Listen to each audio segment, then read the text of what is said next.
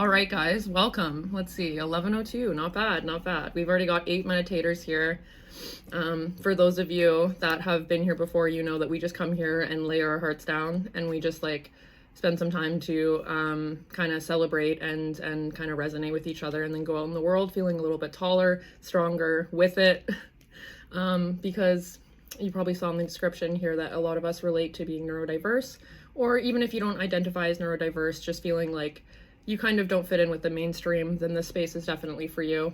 I recognize kind of that, you know, we're all in different parts of our journeys in terms of like accepting our neurodiversity or learning about it or discovering it, or regardless, if the resources work for you, they work for you, and take them.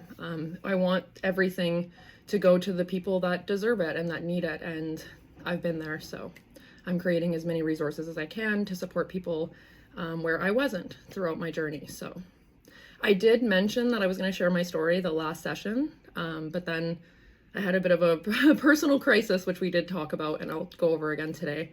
And we decided just to take it easy last session. So if that's something you guys want to hold me to today, I do have it here, my cliff notes. Yeah, I just finished a workout and ate really quick, and the part of neurodiversity is having that time blindness, and you wouldn't believe how last minute I can get here sometimes, but when I get here I just drop right in and I feel incredible. So it's awesome to be here with you guys. Let me know if the sound quality is really good, if there's anything I can adjust on my end. I want to do whatever I can to make you guys feel comfortable and welcome, because this is such an important space. I think we all need community in this world, no matter how much wellness we aspire to kind of have in other aspects of our lives. We're kind of held back by not having resonant community. It's a really important part of just being fully ourselves, and reconnecting with ourselves is to feel safe within community. And it's really hard for us sometimes to do that if we can't find those people, if we don't understand nonviolent communication, and we can't advocate for ourselves. We don't, you know, it really is systematic in so many ways, and I'm here to help peel those layers off of you and get you thriving again and laughing again, and laughing through the grief, right, and holding space for it. And we can just experience everything together here and hold each other through everything, and come back every week. I'm here every week.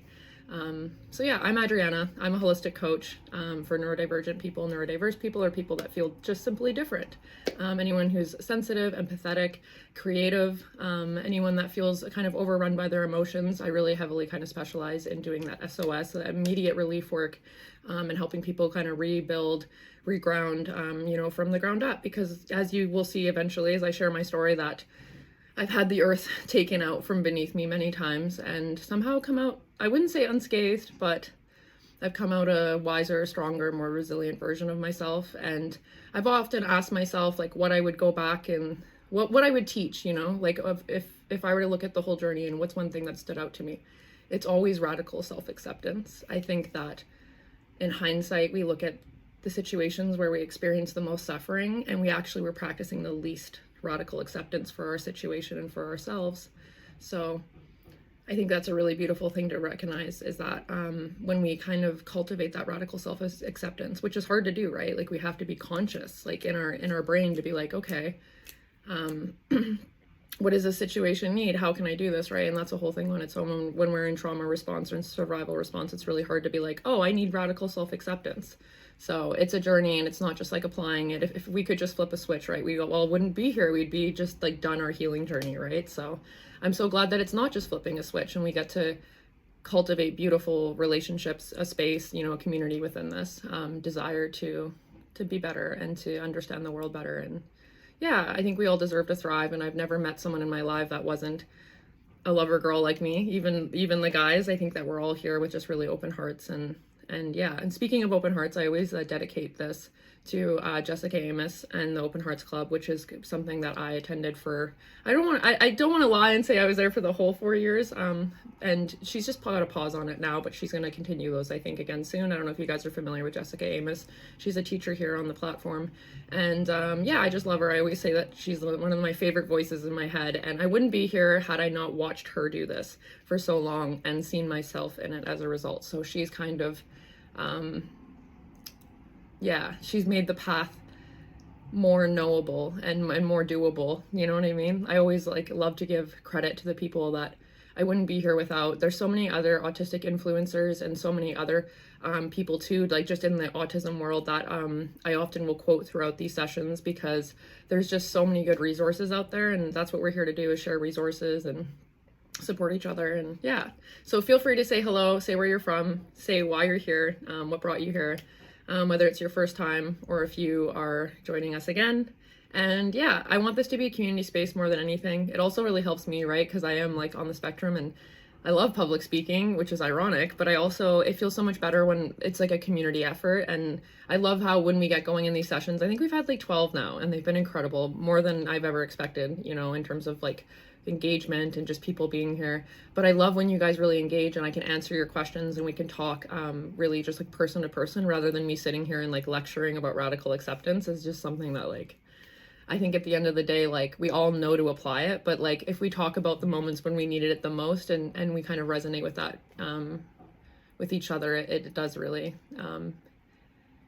penetrate more into like a actionable way. You know what I mean? Like it's like, instead of just like learning something, actually applying it and seeing how we can apply it to our experiences, because we're all being vulnerable and sharing, you know, where we have experience with radical self-acceptance or the lack thereof, right? Where we're really hard on ourselves. And I know a lot of people reach out to me after these and they're like, man, I really relate to everything you're saying, and it feels like you're further ahead of me. I've gotten that a lot lately, and I'm like, guys, I'm so not ahead of anyone or anything. I'm still out here in the trenches every single day, and the space is also for me as much as it is for you guys, because I need you guys. I need you guys. I don't have like the neurotypical kind of idea of friends that we saw in sitcoms and TV shows growing up and in the media, like always waiting for your friend group and like when things are going to just make sense and be easier. And like, I think for neurodiverse people, we're starting to learn first that we're neurodiverse, which is amazing and shocking and kind of confusing, right? And there's a whole world navigating that, but then also learning that like life's going to look different for us.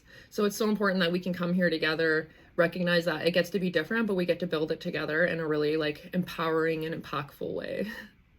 So it's been really beautiful, and I've already felt the effects of it. Yeah, it's just incredible. Honestly, I could just sit here and say thank you a million times to Insight Timer and the community. And yeah, it means so much. Obviously you guys know as well, like if you do lots of events on here, you know that this is donation based, and the donations are what make it possible for me to be here. Because yeah, it supports me being here and spending this time and cultivating other resources. I would really like to save the world, if I'm being honest, but I know it takes small steps, and liberation is not overnight, but I think that true liberation really is all of us with ourselves learning to identify and love ourselves. And I think that will change the whole world effectively. I don't think it's as complicated as like this revolution or a political conversation. I think that we can all just fall in love with ourselves a little more, and that's easier when we can do that for each other here. I love to cheer you guys on. So let me know if you guys have a recent win lately, or something that you, something that you've experienced that's been challenging, and let us support you in it. Share anything that's positive. Since I'm on camera, I guess I'll go first. If you guys were here at the last session, you know that the night before my session, I looked at my accounts online, and I had been hacked, and a lot of there's essentially fraud and like embezzlement. I don't know what the proper term for it was, but it was a completely terrifying nightmare. And I think we're out of the woods of it now for the most part, but I'm not exaggerating when I say it was a week of like panic attacks. And like at first, and this is the thing about being on the spectrum that I'm like, I will not ever hold back, is that like I was so good at first. Everyone is like, wow, you're handling it so well, I'm so proud of you. It's like delayed processing. Just wait. Like it's good. The shoe's gonna drop. Like I've done like surgeries, I've done everything that everyone's like, oh, you're so good, you're so chill. Like I don't know why. I would used to warn people, oh, I have anxiety. And all of these things, right? And before I knew it was actually sensory overwhelm and other things, because I was on the spectrum again, which we'll go over in my story. And they would be like, I don't know, you seem really well, like you're doing really well. And I get that on social media. People are like, you seem like you're really handling yourself. Or people here, like, you seem like you have it together. And I'm like, it's because I'm highly masked, right? And we're starting to figure out what that looks like. A lot of late diagnosed, highly masked women out there, we're starting to see. Dr. Kim Sage is a great resource on Instagram. I follow her, and she she's just incredible, because she really nailed that, like what those specific like group of people looks like. And then we're finding out that, you know, that being on the spectrum presents differently for minorities and other people and people with other disabilities and differences as well. So yeah, it's it's been a journey, to say the least, and I'm grateful for all of it. And the things that were really, really hard to be grateful for and to cultivate radical self-acceptance for, I'm now working to create resources so other people don't have to go through that. And it really is ironic, because I was sitting, I even opened my journal this morning, and I was reading, and it was like on Wednesday, the day, like the morning before I found out about everything with my bank and stuff. And I was reading it, and it was like, I feel like myself for the first time in so long. Like, I was up with the sun, everything was just like, you know, when everything's just amazing and you're just like ultimate lover girl, like your routine is good, you're on top of your meal prep, your groceries, like everything's just kind of has an equilibrium. And like, I don't know, I have these moments that feel so good a few times in my life, and then all of a sudden like something happens, you know, like the other shoe drops, and something so hard happens, and it's, I don't want to say that that's how it happens, but a lot of people relate. They're like, oh, it's going well, like what's about to happen? Because I don't want us to be vigilant, and I don't want us to like, I want, and I know that when we carve out space with grief and sadness and suffering, we do get to fill it later with joy and abundance and all of these things and ease, but we don't get to choose when. And I think that I was really kind of caught off guard, and I was vulnerable, because I finally felt like, you know, my story is very A to B, like all the suffering, and then finally things starting to break through, but then boom, and then boom, and then boom, I fall again and again and again. It really looks like this like success story, and finally she's got it, and finally it makes sense, but then it doesn't, and it all falls apart again. And that's happened so many times. And those of you that were here when I originally shared my story, I think in like the 5th session, you know that like there's plot twist after plot twist, and I did not see this one coming. I don't think I see any of them coming, but this one was really humbling. And I was sitting here on live with you guys, and I was like, but I still have me, and that's a version of me before wouldn't have been so calm, right? But then it did come back around. I did have the fear, the anxiety, and it hid in corners that it, like, I think the fear and anxiety of like all my money disappearing overnight went into like other parts of like how I assess my relationships and how I assess, like it just leached everywhere, and it was just so unnerving and uncomforting, you know what I mean? And like, of course, like fraud is not going to comfort you and hold you, you know what I mean? But it was just like, it's like I didn't have a face anymore, and it was just everywhere, and I didn't know what way was up. And if I wanted to, I felt critical of like my relationships, right? Because I was like, like I'm so sensitive, I'm so vulnerable, right? And how much is their fault, and how much is mine? You know what I mean? Like, I think as, you know, late diagnosed neurodiverse or having a history with trauma, we look back and we're like, we always are trying to take responsibility for our part, our role in things and our experiences, but also not too much that we internalize other people being insensitive to us, right? This is a constant challenge and balance in my life, is honoring myself, but not, and holding myself accountable and growing, right? And being uncomfortable, but not so much so that the other person gets off scot-free if in fact they are being inconsiderate. And I don't even know if they're being inconsiderate because of that history of like trauma and all of these things that I know so many of you can relate to. It's just like, which way is up, you know? And I always share my experiences on here, and everywhere, because I am just like, honestly, certified lover girl, vulnerable, authentic. Like, I can see in some ways, you know, how my naivete has been, you know, targeted or taken advantage of. But yeah, I really believe that I am protected, and I'm smarter than I look. I'm a lot more than what I look, because that's the whole thing, is that when I seemed okay, I wasn't, right? And it's so opposite, because I am highly masked, and I am on the spectrum, and I am understanding and learning about this now, and it looks different every day. Some days I'm like, oh, I got this, I'm good. And then some days I'm like, mayday. And it just feels like the people in my life that I need to lean on don't know. No matter how much I can advocate and say, like, learn nonviolent communication and say, like, you know, I don't feel how I look sometimes, and things like this, right? So, and of course, like, don't even get me started on like starting to date or something, right? And getting to know someone with all of this, right? You can barely find the safe ground to just get to know them, because it's like activations because of what your body has been through, what it's known, right? Like, I'm sure a lot of people are familiar with the book, The Body Keeps Score. I haven't read it, but I have an idea, right, of I live it. I live the body keeps score. I live it. Anniversaries, certain things, like what's happening? I look and it's the anniversary of someone who passed or something in my life. And I have so much trauma spread out in so many places, but I also have so much joy and poetry and love and romance and desire to, and will and resilience, and just to live just as much as I've been hurt, and as much as I've hurt. And I'm baseline, like obsessed and driven, and all I know in this world is to serve. And I think that's really cool, because you can never stop, like you never run out of like finding service and finding places to be kind, and like if I'm fueled by being a lover girl, and the world is always in need of it, right? But what about me? Like I want to build that community and those relationships and the people, and build a family one day that's like, that pours it back into me. And I feel like that can be so elusive in today's environment and the social environment and everything. I know so many people relate. Like, I just want all of you to go into the world, and I want people to like see your heart and hold it gently, you know? And I know that that's apparently not going to happen. People are straight up going to even hack our accounts and take our money. And it's just, I can be so naive. And with this community more than ever, I'm like, yes, because we can like hold each other and help support each other, so that when we go into the world and someone tries to straight up hack us or hold our heart in a really Lenny way, they're squeezing it too tight, or they're letting it go, or whoever is, you know, not being smart with our heart, we need to find what we deserve in each other, right? We come here and it's easy to love each other and take care of each other because we all resonate. And then we learn resources and how to have better boundaries and to protect our hearts. And then boom, we take over the world because we're neurodiverse, and now we're not swimming upstream. You know,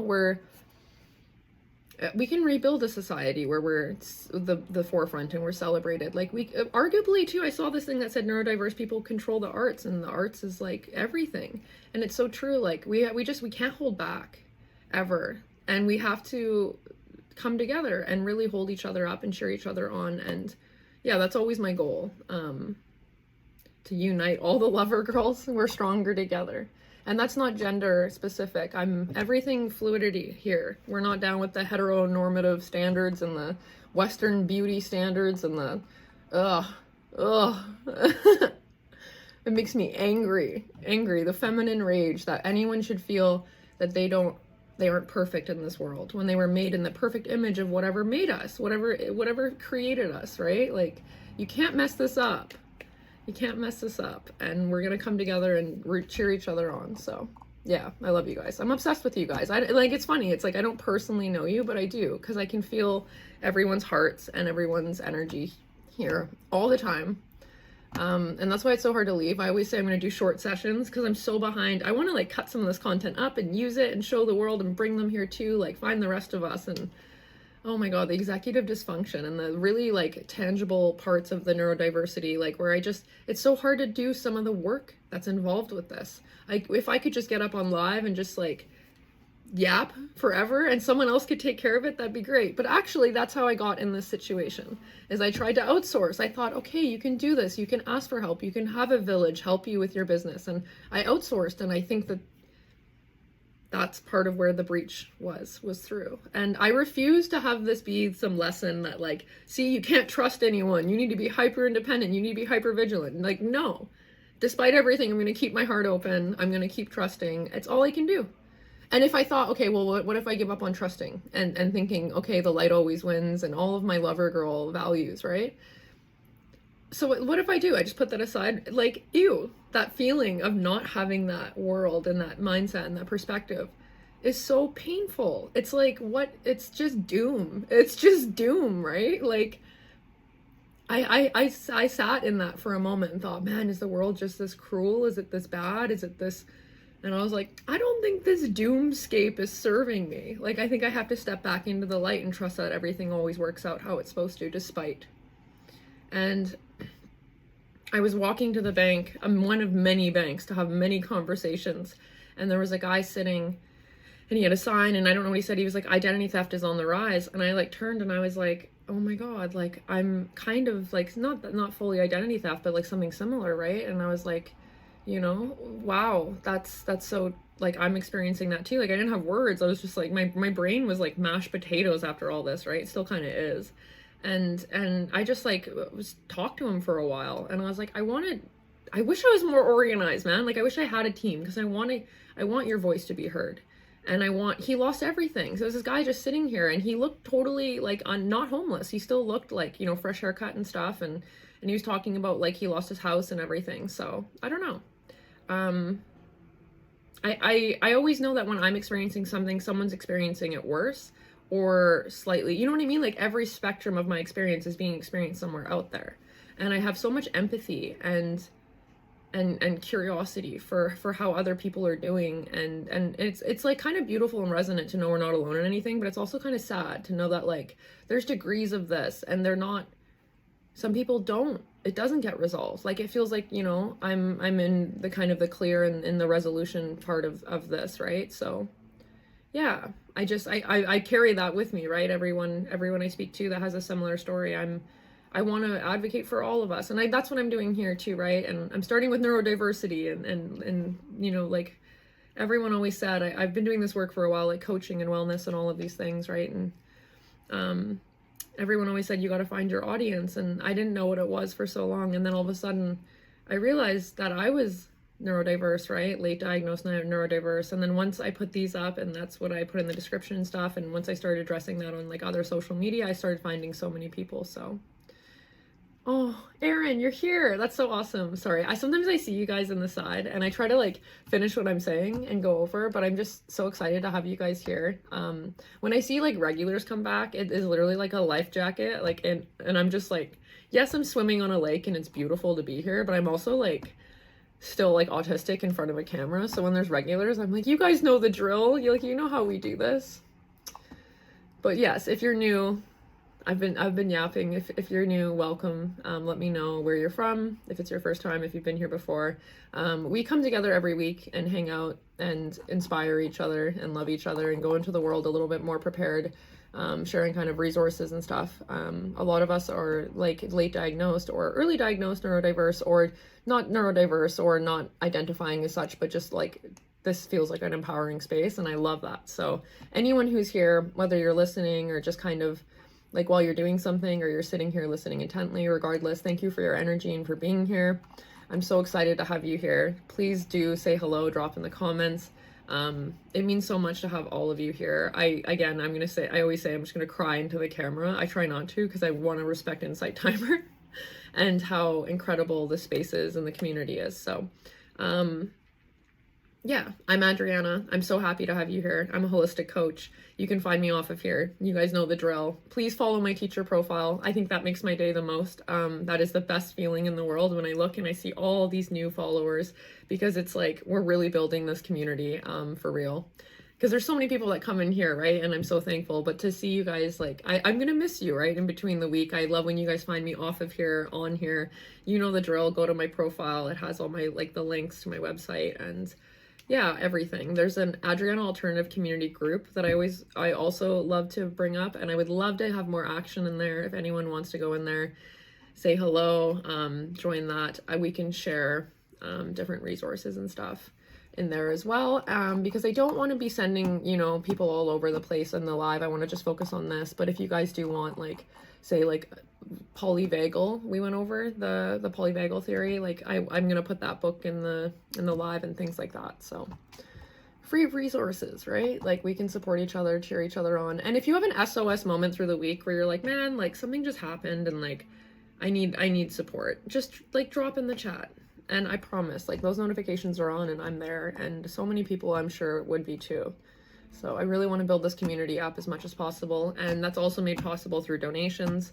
I'm making, of course, like different resources, and that requires donations as well, and that helps make this space possible. So it means a lot when you guys donate, and when you invest, kind of, because it does take a lot of energy to do this. And I think I was a little naive about that at first. I was like, oh, I'm just like so excited to do it, and I'm growing, and I'm like, I just feel like I'm kind of building my reputation and my name on here in the world. And I just thought, oh, I'll just go. And it is actually very challenging. It is very challenging. And even last night, I never get invited to like social things, and I was invited to like kind of like just a social, and I had to actually think of like preservation. Like my live events are my number one priority, and if I go out and socialize before them, I don't know how much left I actually have.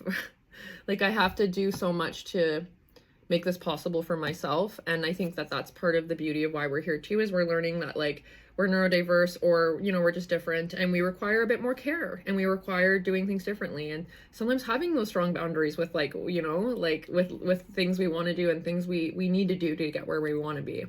And I know I'm definitely, I don't know if anyone's into astrology, I'm definitely a Capricorn moon through and through. I think, like, if I put my nose to the grind and work hard now, I can play later. But really, like, it just doesn't work like that. I catch myself always saying, like, the enjoyment and the joy and the pleasure, and that following that and staying in alignment is actually what makes our work more powerful. So it's such an honor to be here, but it's also very sometimes challenging. And I think too, being neurodiverse, like, we have that kind of impending sense of, not rejection always, but like, it's just an uncertainty. So when you guys donate and when you let me know that this is impactful for you and you reach out to me, it is so validating. It helps create this space to be more sustainable. So thank you so much. Even if it's a small donation, it just shows, like, yes, this information is useful. It helps me kind of calibrate and continue to hone in on my resources, kind of making them all the more effective for all of us. So I'm literally living my dreams here too. So when you donate and when you cheer me on, you're essentially, like, you're helping a lover girl achieve her dreams. And I think that's the most,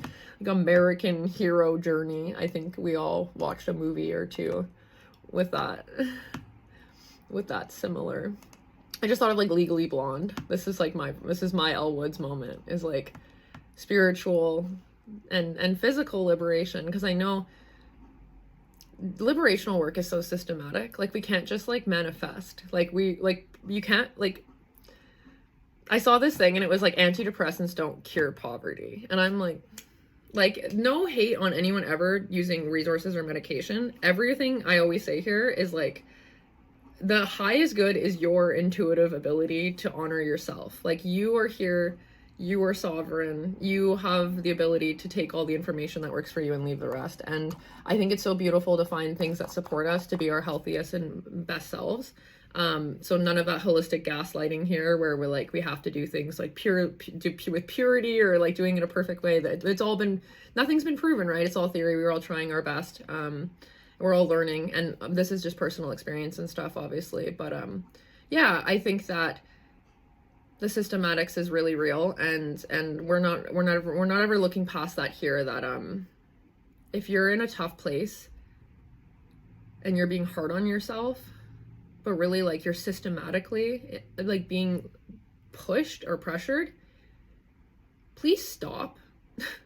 Like, please stop beating yourself up for mental health that is a healthy reaction to your environment. Please stop, like, hating yourself for reacting to abuse in a natural and normal way, or not having your needs met. That's part of radical self-acceptance, is like, yes, I feel ugly, or yes, I'm screaming, or yes, I'm crying, or yes, I'm so agitated. But I'm also human, and humans are meant to experience emotions, right? Like, that Western ideology of, like, only good. I don't want to hang out with you. I don't want to hang out with you because I have to put everything in a closet. Everything, you know, and all my emotions that aren't good or happy or blissful, like, no, I don't want to be around that. I don't want to be around that. And when people are like, are you happy? I'm like, I don't know if I want happy. I want neutral. I want neutral. I've done enough up and down, hot and cold, chaos, chaos, chaos. I want neutral. I want, like, my favorite food, some Gilmore Girls. I want to strive hard in the direction of my dreams and be uncomfortable there. Not by trauma and confusing relationships and miscommunications. And no, like, I'm put that down. I need my energy for this, right? And you see that in my journey when I go over it. Yeah, I look down at it because there's a poster board right beside me. I don't want the drama anymore. I am too tired. I do not want the drama anymore. And I think that we're all coming on here because we're beyond it too. I think we all are like, okay, how are we contributing to our own suffering? How can we stop that? How can we find people that are also kind of, like, down to get better, to feel better, to live better, to create a better world? And let's all hang, right? So yeah, let me know if any of this resonates, how you feel, if you relate, if you don't, let's fight. No, I'm kidding. It's great to be back, guys. I really needed this. Even though I'm just standing here, sitting here, yapping, it is really good to be back. I feel like myself, I like my favorite version of myself here, and I've said that from session 1 until now. I feel like I've only just, because unmasking is such a, because everyone says like just unmask, and it's like, well, unmask what? It's not like Batman, you know, when you pull off the little thing off your eyes and you're like the guy underneath. I don't know. Christian Bale, I don't know. I'm not good with movies. It takes too much. 2.5 hours sitting still is illegal to me. But anyway, I get the idea.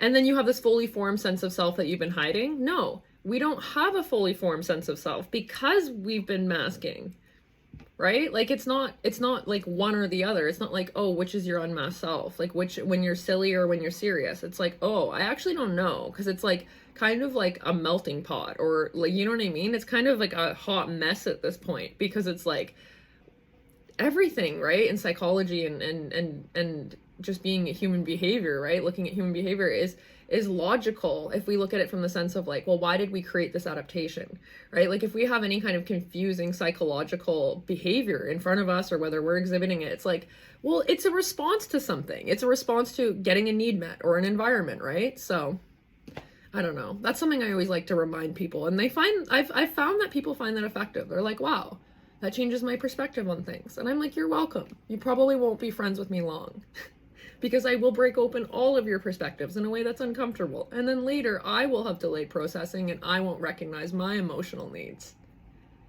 right? Like we're all on the journey. We're all trying our best. It's all a daily practice, right? But it's so funny because being cherished here for my perspective and all these things, I go out in the world, people do not want their bubbles bursted, and that's all I know how to do. I don't have the settings of like small talk. Did you know? Someone told me this. Small talk is not supposed to be just like a small, gentle, casual conversation. It's supposed to be a conversation about something that you and the other person would both agree on.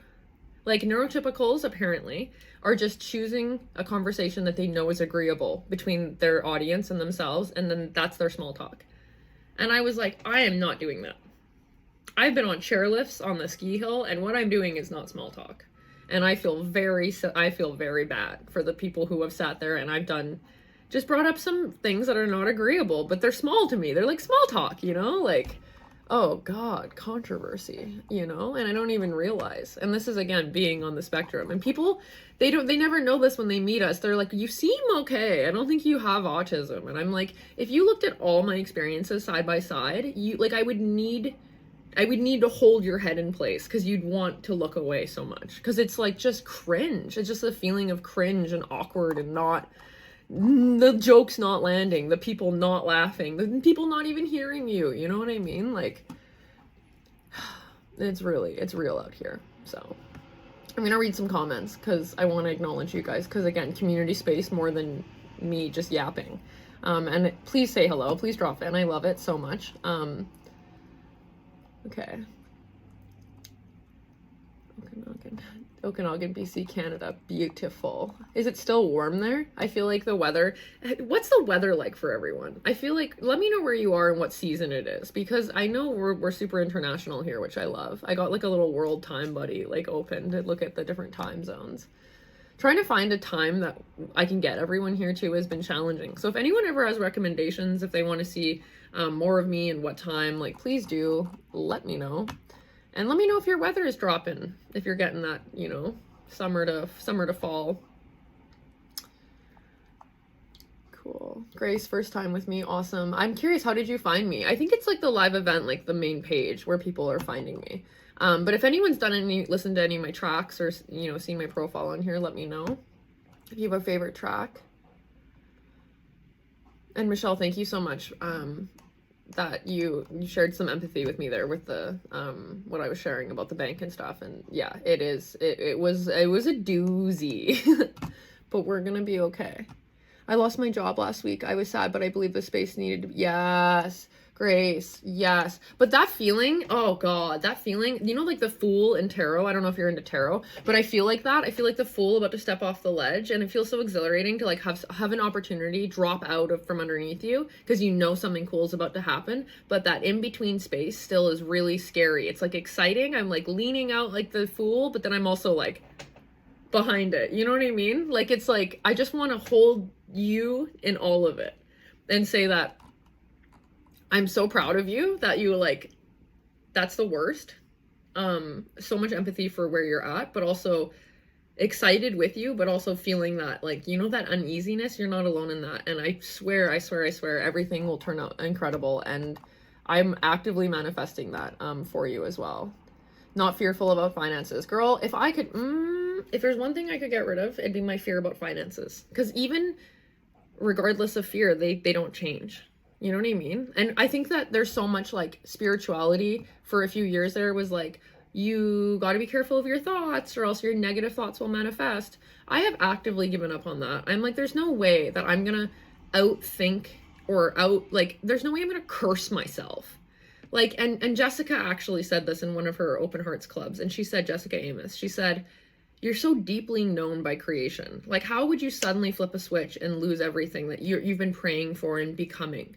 Like, every part of you is manifesting what you deserve. And when you think, oh, a couple bad thoughts, or you have like lack mindset about finances, your bank account isn't going to drain because of that. It's just, you're so much more deeply known. And that in itself is a manifestation. And that made me feel rested. That made me feel so like I could just breathe. And it's like, oh, Jesus. Was a carpenter, excuse me. You can tell I grew up with like distant Catholicism. I didn't grow up in a specifically really religious family, but I like to honor everyone's beliefs, and I think that just any kind of spirituality is beautiful. So when his name comes out, it's in the highest honor. Okay, guys, I don't want to offend anyone here ever. And I also like to say too, it's personal experience and also just a lover girl with no filter. But yeah, anyway, I just the fearfulness about finances is so real, and you're so not alone in that. Does anyone else, like, put your hand up? Anyone here ever think, like, even when they have the most money, they get scared about money? It's crazy. And it's valid. And I just, like, I stopped trying to fix it and just started being like, yeah, that's really human of me in today's economy to be a little bit afraid. How human of you. How human of you. High five. Oh, thank you, Michelle. Oh, I love you. You're like my number one cheerleader on these. I really do appreciate you. And Christian, thank you for dropping in the heart. You guys are great. Vanya, please tell me how to say your name. I love to say everyone's name properly because my name has often been said improperly. I'm Adriana, even though in Canada, usually the name is pronounced Adriana, but that electrocutes me. So, trying my best. Aaron, if someone stole my identity, they would pay me to take it back. I love you. Oh, you're the best. Hi from New York. First time here. Caitlin, welcome. That's so exciting. Welcome from New York. I'm so happy you're here. I love having new people here. I think if you told me 20 minutes before I went live that I'm going to be telling a bunch of new people about myself, I'd be more nervous. Like, I'd be like, you know, I always tell myself it's going to be the same people over and over again. And then I'm like, yeah, I'm just saying hi again. We're just popping in. It's cool. It's casual. And then I come back and it's natural though. It is. And sometimes there's no regulars and it's just new people. And I'm like, guys, I can't do this right now. I'm like, hi, I'm Adriana. Welcome to my space. I have to do the whole script. And I'm like, I can't. Like last week, I was dealing with the embezzlement and I was like raw and vulnerable. And everyone was like, first time here. And I was like, I haven't slept. Still here. Radical acceptance. Rainbows, rainbows, rainbows. Radical acceptance. Tears. Fears. Financial fears. And radical acceptance. My second week joining, been looking forward to it all week. Sally, me too. And that's why I like it, because I'm like, it's the crew, it's the people that feel the best. It is. And I'm so happy to have you back here. And I can't wait till we're like really old and we're like, it's been 10 years of radical acceptance with Adriana. No, you know? But like, let's do this as long as possible. Silence is agreement, and you guys don't have mics on, so it's like a verbally binding contract in the state of California, which I'm not. I'm in Vancouver, BC, by the way. If anyone's local, let me know. You can hear me talking from the south. Okay. Reading the comments. A child's natural response from trauma is to blame themselves because it emotionally feels safer. That's what I'm trying to give my, like, that is the biggest battle in my life. That is the biggest, not battle, because I'm not against it. I'm with it. You know, I'm like, I'm with you, inner child. I'm with you. I'm not against you, you know, and I'm not trying to fix you. It can then show up in adulthood. It becomes a part of our childhood impressionable core. Yes. You know what? The more work I do, the more childhood is really, it's childhood. Childhood stuff is just, I don't even have words, and that's rare. Like, I'm a yapper. Like, you see how quiet I went? It's like, when you're dating someone, you're dating their childhood. And if they don't know what, if they haven't identified these things, you don't, it's just, they don't, I don't have words. It's not fun. It's not fun, because even if they say, oh, I'll do better and I want to do better, they don't know how. And this happened in my family relationships, and this happened through everything. Like, our relationships and how they've gone in our past and our childhood and all of this stuff, like, it builds like this, yeah, this ongoing like efficacy or lack thereof. And I could go into I could be the most communicative. If I were to say, like, we're be in a relationship or have a new friendship, I could say, like, this is everything, you know, like, accommodate myself and the other person and say, if you're not willing to do this, if you don't have space for this, like, please don't get involved with me, right? Like, I want to honor you. It's not about, like, do this for me, make me blah, blah, blah, accommodate me. No, if you don't have the capacity to accommodate me, don't come into this, right? But people do. And it's usually the people that you look back and, yeah, do they have awareness around their childhood? It's almost a red flag when someone's like, oh, my childhood was really good. I'm like, that's what I thought too, until I really got into the work. And it's not that I wasn't good. Like, I love my parents and I watch me try to do better.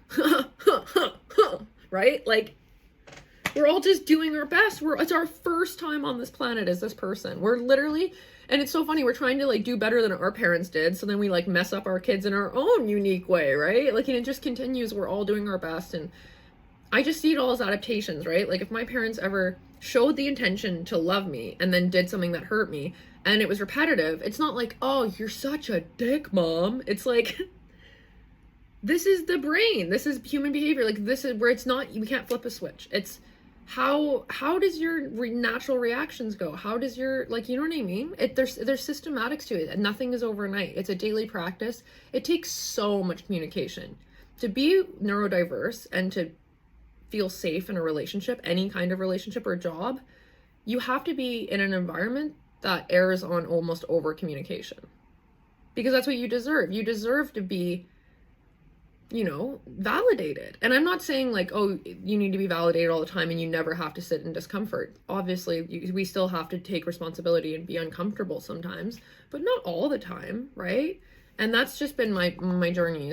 It's really finding that line of like, how much am I alone in things and supporting myself in things when, you know, other people should be there. Maybe they're getting the best of me or of you or of anyone, right? Like, it's so tricky. It's so nuanced. It's so complex. And people always say, talk about dating. And I'm like, and talk about relationships and talk about, it's so nuanced and I almost don't have the words yet.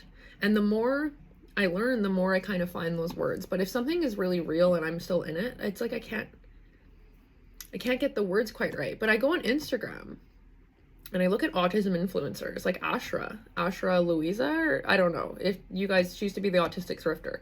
She's so good at like just taking an experience and making it visual and making it make sense. And everyone's like, yes, I have that. And I've done that. And that's how I feel with her content too. That's incredible. I think because I'm like Gestalt processor, it takes me a while to get through because everything's like here. And then it comes into like one eloquent statement or quote. I wouldn't be like the poet that has like a small stanza that goes world famous. Like, I am going to be the storyteller. I'm going to be like the TED talker. I'm going to be like it's going to be longer and more emotional and more real. And I just can't like copy, paste, or cut. You know what I mean? I'm still trying to find how I show up and how I speak and how I share my information in this world, right? And then what feels right for me. So far, Insight Timer is a huge, I feel deeply compatible with this audience, with you guys, with being on here. This is all I want to do, really. When it comes to everything else, there's a resistance, you know, any kind of marketing or sales. And I've said that before here too, that like, I'm down to be supported by what I support, right? Like if you guys feel supported by this, and then I am supported by this work, like it's, you know, symbiotic, that's really beautiful, and I'm okay with that, right? But everything else, sales, marketing, like there were so many things, like I invested in courses and different certifications that it didn't really, like, it didn't apply. Like I still learned from it, but it didn't apply to me in the way that I move and the way that I speak and who I am. So I think that's also big too. I know a lot of people relate to this online world where there's so many resources. You invest in one and you're like, that didn't get me rich overnight like you said it would. Because it's like, you're like also being neurodiverse, right? Like, so you're not going to be, everyone's like, oh, just give up and get your real estate license or something. And I'm like, even if I did that, it wouldn't have worked, right? Like I have all this talent, but everyone was always like, just model or do this based on my looks and based on appearances. And yeah, being neurodiverse, I find that we just have to do things opposite. We have to validate ourselves, but we also have to hold people accountable in a way too, right? Like, and not always self-blame, and give ourselves grace when we do. I want that for all of us, you know, for us to be with someone that like, we're so independent and we're so probably easy to take care of in this point, right? Because we've had to learn how to, you know, we swim upstream. We've learned how to like take care of ourselves, and we know that we're different, and things are different for us, right? And I think we're the kind of people that have the most love to give, and the most beautiful, romantic kind of like lover girl, you know, like we can bring people into this world and it's so rich, but so many people aren't ready. They're not aware. It's not time, right? Divine timing, all of these things. So I know I'm not the only one that feels like another lesson whenever you get another, it's like, I just finished, or it feels like you're being tested all the time, or you can't go on more and then you gotta. So again, this is what the space is for, because no matter what, no matter how deep we are in the trenches and what we're going through, we can come here, we can laugh, we can donate to Adriana, no, we can support each other, but truly your support means so much. And yeah, just conquer the world in the softest and most beautiful way. Yeah, I'm so thankful to have you guys here, and to stand here and talk about everything I've been through. There's a version of myself that didn't know what it was all for and was really scared. And I still am sometimes. Even yesterday, I held myself in deep anxiety, like deep anxiety and fear of abandonment and fear of rejection. And I said, I got you, kind of. I don't feel like I do, but I got you, to myself, you know, and then I got myself through it, and emotions are always going to pass through us, and it doesn't have to, you know, carry us in its storms. And I love knowing that, like, even if this drowns me, I can still make it, like, you know, dragging myself like Leonardo DiCaprio out of the car in Wolf of Wall Street to Thursdays to be like, guys, like, I need you. We need each other, and this community is so impactful. So I'm really thankful for you guys, and I'm going to read some more comments. And thank you, Dee, for sharing that, the natural response from trauma.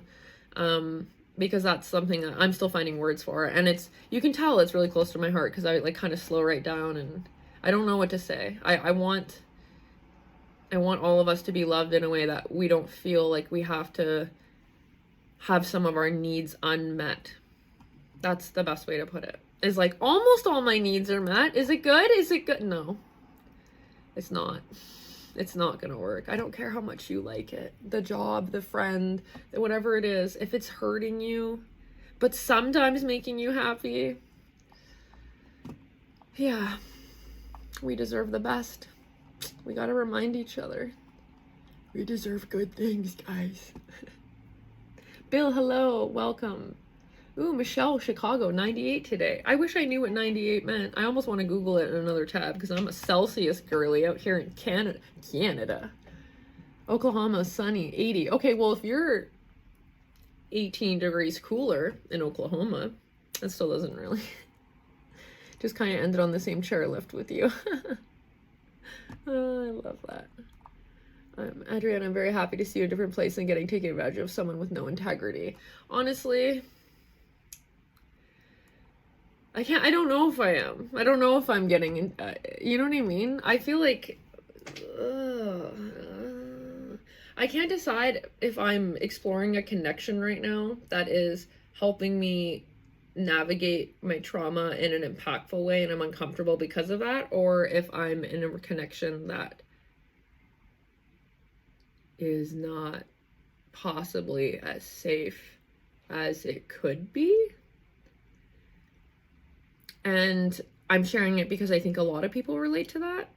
And I know y'all want the best for me and I want the best for me. And I'm going to act with my integrity and keep,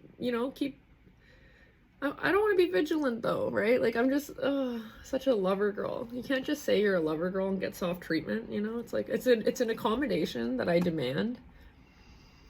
But yeah, that's the thing about trauma and why we need to support and speak to each other about it, because which weighs up sometimes when you've had nothing but adversity and kind of abandonment and sadness, right? But like all these beautiful things too, right? Like in that, we've talked about that, like the capacity I built out with grief and sadness has been filled with abundance, joy, and love sometimes, right? And no, it's not a steady state all the time, but like, again, we don't want it to be. We want neutrality, and then we want, to feel strong in ourselves. And at the end of the day, like there's so many wins where I'm standing now that regardless of who comes in out of my life, I'm someone my inner child likes. I'm someone my inner child wants to hang out with. I'm someone that I guess dreamed of being.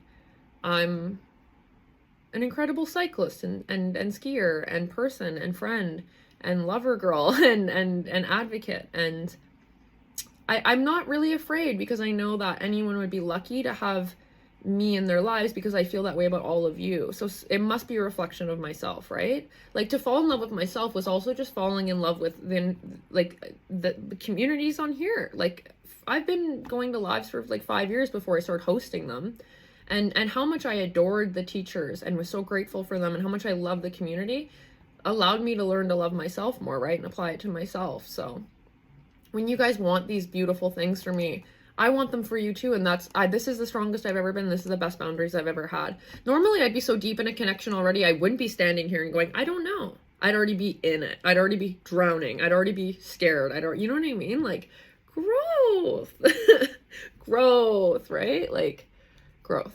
But you never arrive. I used to look at Insight Timer teachers like 4 or 5 years ago and think they've arrived. Everything is good. They're always this. They're always that. No, I'm the same girl that graduated high school, cap and gown in small town BC. I'm the same girl that got her heart broken the first time. I'm the same girl. I'm just here. I feel like, and my looks I do not identify with. I always say to people too, like, I'm just like Benjamin Button under here. I'm like just this wise old man with a curiosity and depth for life, that like, I'm not what I look like, and I'm not what I seem. And just advocating that alone is, I think, really powerful. And sometimes at my day job, my like closer friends there, I always say too, like, I say close friends with a grain of salt, because we don't have an active relationship outside of work, but they like agree. They're like, you're not like what you look like. You're not like other people in Canada or people here in Vancouver. And I'm like, I know. What should I do to like identify? Like, is there something I can do to change my appearance so people will know? And they're like, what? Just the recommendations. One person said shave your head, which I've always wanted to, but I just don't know how that would look. And I'm just trying to imagine it now. And I'm like, but I would love to. There's something just so liberating about that, and just like anti-gender norms and everything. I think it would really scratch like a deep internal itch to just buzz her off. But other things that made me laugh, someone was like, get an eyebrow slit, or like get a piercing. And someone was like, get another ear piercing. I was like, I don't even have the first one.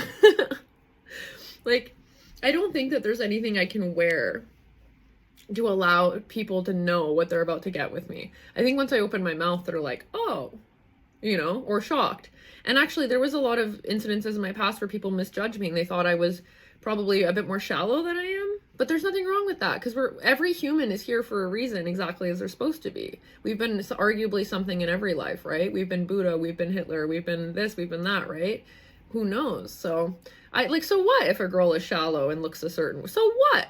That's still like the homie, right? Like, we're all still on each other's teams, I hope, at the end of the day. So I'd love to make it known when you look at me that, what I am, but I don't think it's possible. I think it really does take conversation and I don't know, just seeing me in my element or talking about my special interest to really see. So you guys see the best of me. But it's crazy if I were to take someone from here and introduce them to someone from my real life, you would be like, are we talking about the same person? So that just, I hope that that also resonates in how you can apply that radical acceptance to all the versions of you that maybe aren't as celebrated. Just because people in your day job or in your family or dating don't recognize how incredible you are doesn't mean you're not. Doesn't mean it goes down or less. You know what I mean? It's there. It's always there. And the more we can tap into that, it really does, it does reduce our suffering. So I'll remind you weekly if you guys want to come back, you know, I'll do that. It's my promise to you. D, I can so relate to masking while I'm myself is on a journey of finding my true self. Yeah, 100%. Like, it's not unmasking. It's like unmasking and discovering. It's like a self-discovery and unmasking simultaneously, which is really hard to do because you don't really know what's a mask and what's you yet. So it's like more confusing than anyone could. No one understands, right? Like, they don't get it. Like, our footing is not secure, and then we're doing things. People have their feet secure, and then they're like, like, ugh. And I'm like, people with disabilities and chronic illness and invisible illness and invisible things, how much do you just want to, like, you know, when people have no idea that you're doing the same thing as them upstream, backwards, holding an anvil. Like, it's just, it's, people don't know. And they won't if they don't have the capacity. You cannot make someone know your experience if they don't have the capacity to even know their own. That's awkward. Learned that one the hard way. Michelle, you're my favorite part of Thursday. I love that so much because I love Thursdays, and I love being here, so that means so much. Erin, I'm learning to talk better to myself, but part of me worries I'll become more self-centered and offend people when I'm not checking myself. How do you have balance? I don't. I've actually lost job interviews. They've said I was arrogant and they didn't want anything to do with me. Y'all, you guys know that I'm not arrogant. You know that I'm crying on the inside. And so, like, you guys have seen me, my first few lives, I literally broke down crying at pretty much everything because I'm so sensitive and so vulnerable. Like, anytime someone said, this means a lot, or I like this, I was like, really? This is impactful for you? Like, I'm such a lover girl, and at least I know that, and that's all that matters. And I said, I want to make an army of everyone's different perception of me. Like, a bunch of evil Adrianas. Like, let's hang out. Let's take over the world, the uprising. Because, no, they're not real. You can be cocky, and it doesn't mean that you're cocky. It doesn't mean that you're, you know what I mean? Like, you're good. You're good. At the end of the day, Erin, your heart is so good, and we know that from you being here. So, like, and again, do I dare say, what would Nicki Minaj do? Can you imagine if Nicki Minaj was like, I don't know, I might be too cocky. Like, take up space, Erin. It's always the people that are worried about offending or doing too much that need to worry about it the least. You need to get out there, elbows out, take up space, baby. Take up space, all of us. I'm telling myself too, right? Because I actually have like chronic tightness because I'm always trying to like make myself smaller in public. And then I'm like, wait, I'm Adriana. Like, I have to lead a space. I have to be empowered. I have to have integrity of what I'm saying here and be that person in the world because I owe it to all of us. I can't be small. I can't pass my needs. How can I change the world if I bypass my needs? How can I change the world if I'm worried about being self-centered or offending people? People can literally manage. Adults can manage their own emotions. That's like something that I've had to learn though. Like, we're being so considerate that we're forgetting that other people can manage themselves. Sometimes I don't ever want to watch back these videos because it's like I just break out doing the adults can manage their own emotions. Just becomes a really bad song. But Erin, that's how I feel about that. I hope that that's the answer you were looking for. Song included.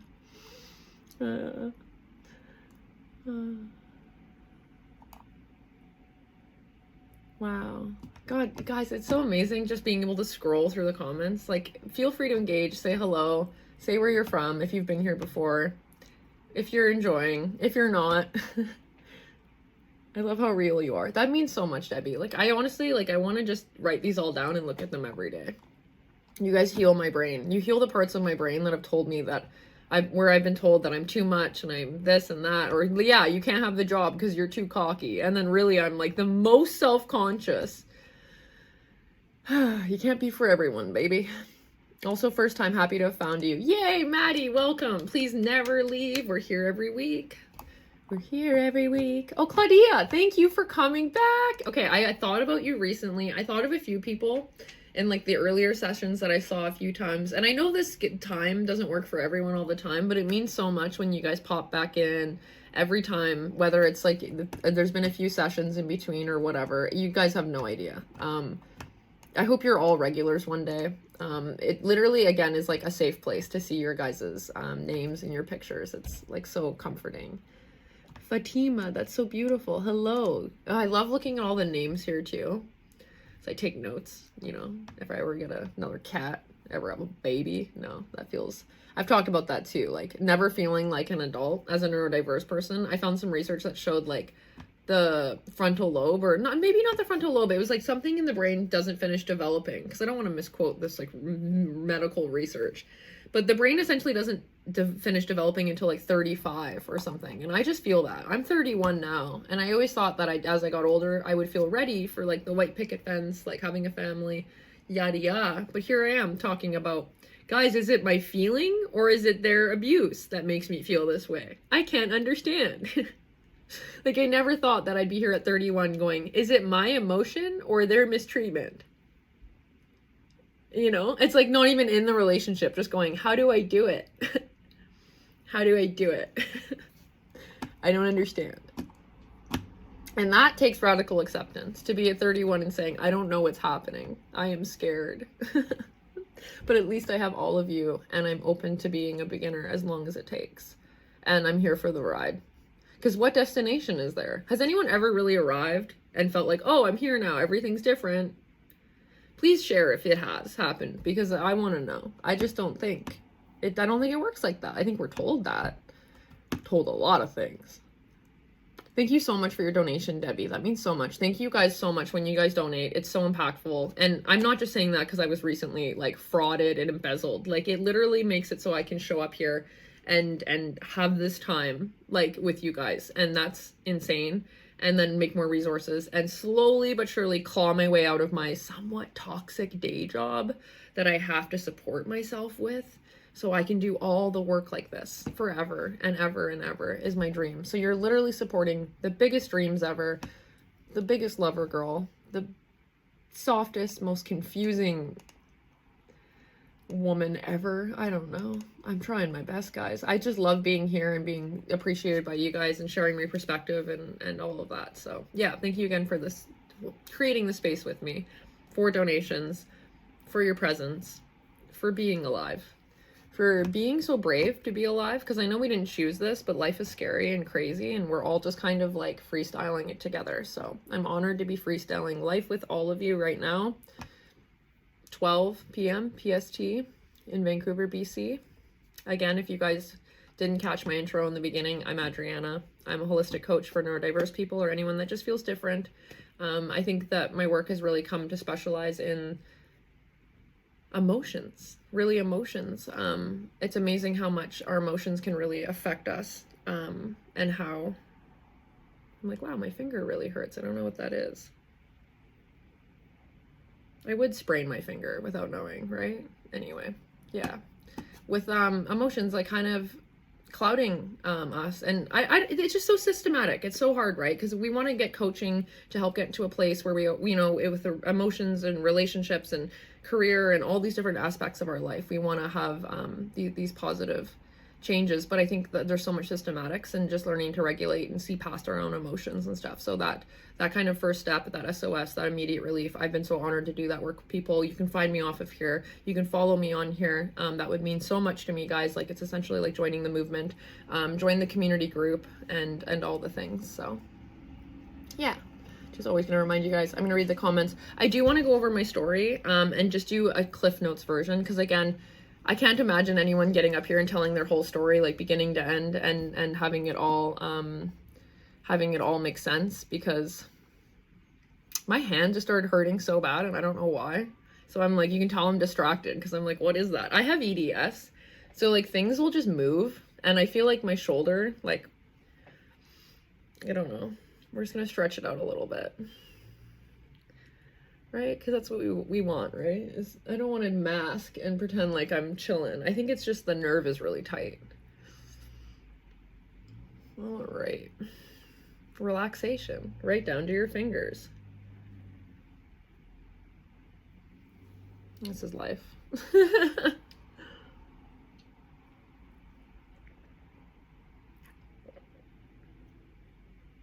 It's so weird.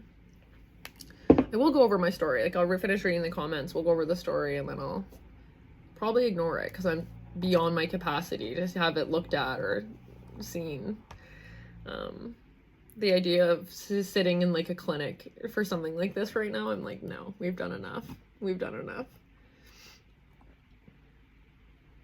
I totally agree, Claudia. What matters is you know your experience as well as honor it. And as much as I remember to, and as much as any of us remember to, is to honor our experience. Like, we can't bypass, or if we have different needs or different, you know what I mean? And there's something really beautiful about being like, oh, I know I'm anxious, or I run anxious, or I can have sensory overwhelm, and I don't want to put that on you. So let's have an open conversation about it now, whether that's your job, your relationship, your friends, right? And having that, just honoring your experience and letting yourselves be accommodated, right? That takes radical acceptance to even do that. And that's what kind of like we're here, right? Is like to lay that radical acceptance, because after that, everything else can come too.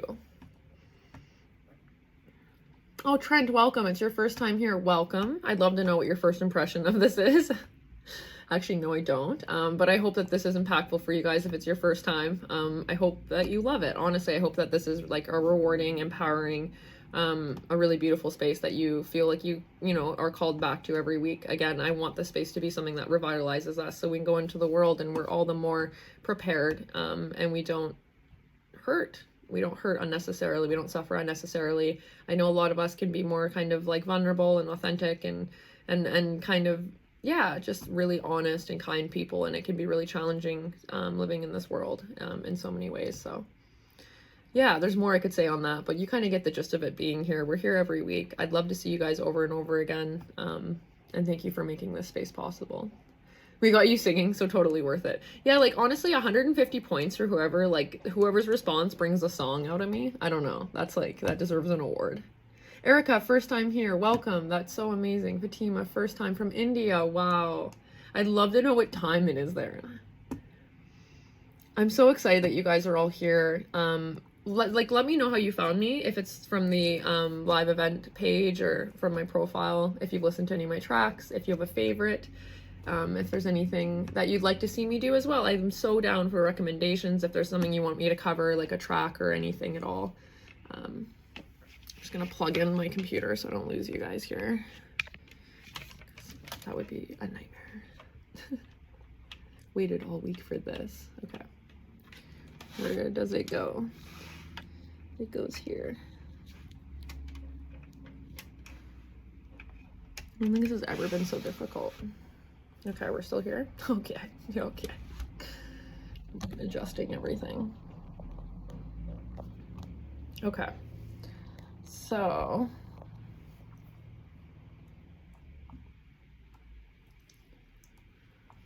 Angela, would they consider your behavior cocky if it was a guy? Standards are different for women.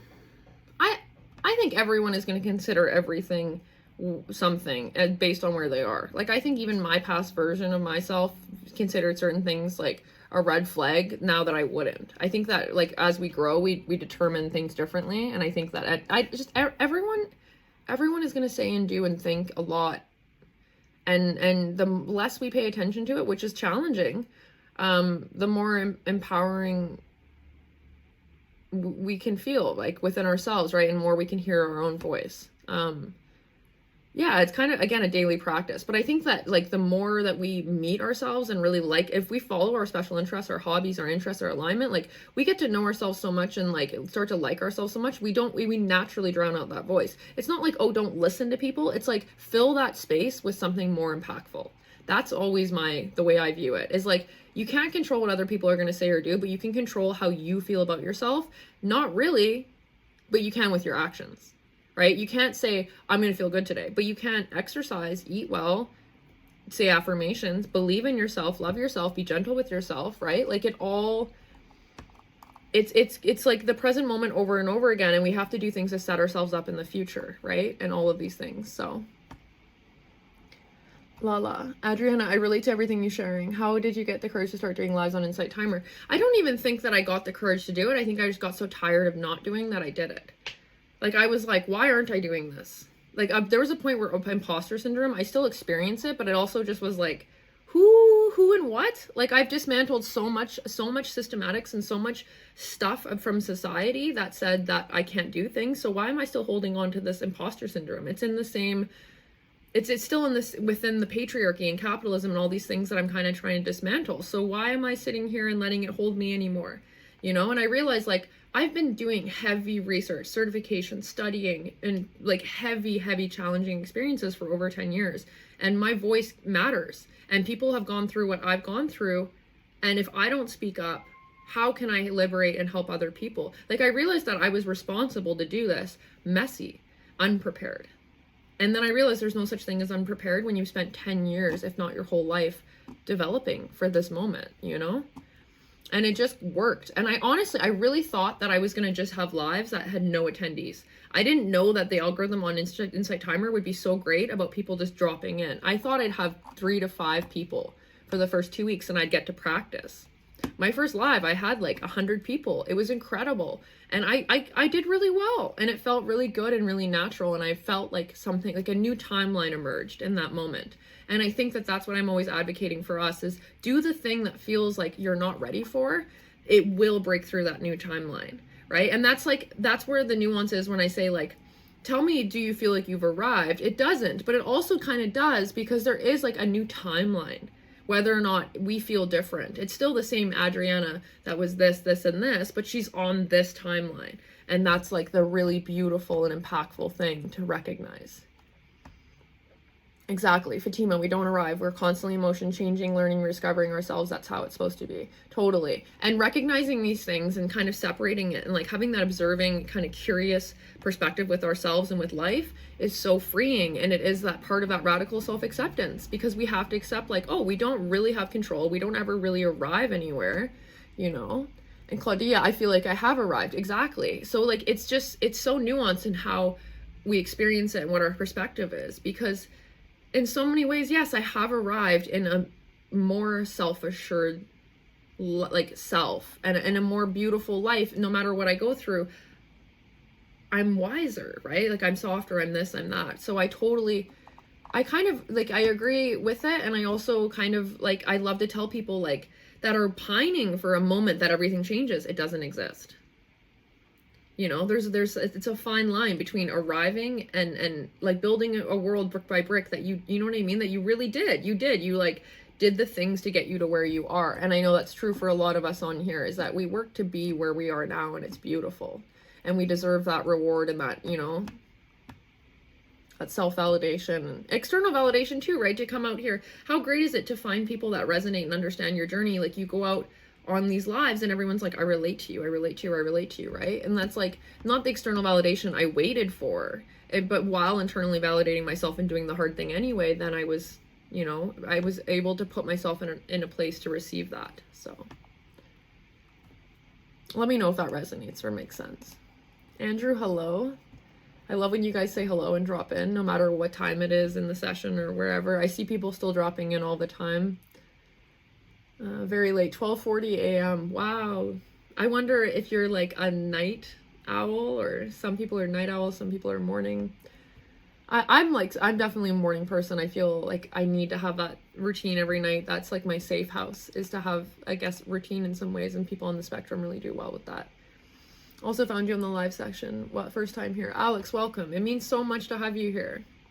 Stella, Philip, so many new people. Wow, guys. Oh my God. I'm trying not to put too much pressure on myself to say things perfectly, because it's like, when I know there's new people, I'm trying to like really represent the space well, but I think the less I do that, the better. Like when I just, chat and just share whatever. So I hope you guys have seen kind of my authenticity and my vulnerability and my heart so far. And if I get nervous greeting you, it's because I think you're all really cool, and I did not ever expect for these to be so successful, and I'm still basking in it. I'm so thankful for all of you, Iva, Lala, Stella, Claudia.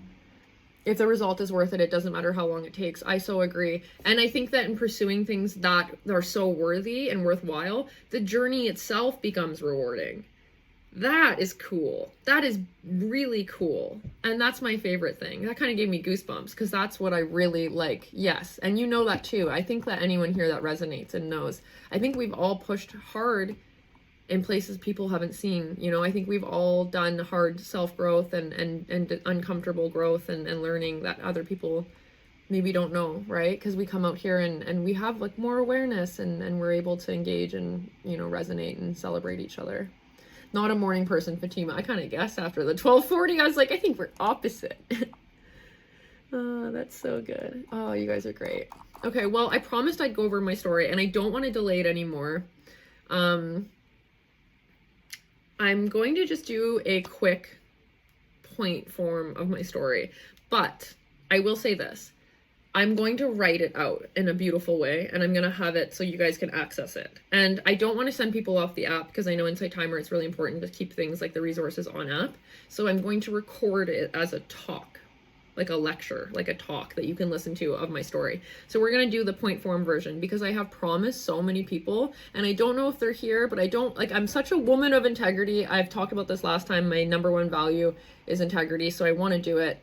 It is just point form, and I'm going to just run it off. But you'll see like a pretty similar trajectory to a lot of people that share their story now, of like a lot of kind of not unnecessary suffering kind of in column A, and looking back, a lot of obvious neurodiverse traits, and then starting to figure it out in column B. But the journey and the challenges don't stop, as we know, because even last week I was experiencing, I just have to move my hip because again, the EDS is real. Experiencing some things even last week that I would put in column A, level of suffering. So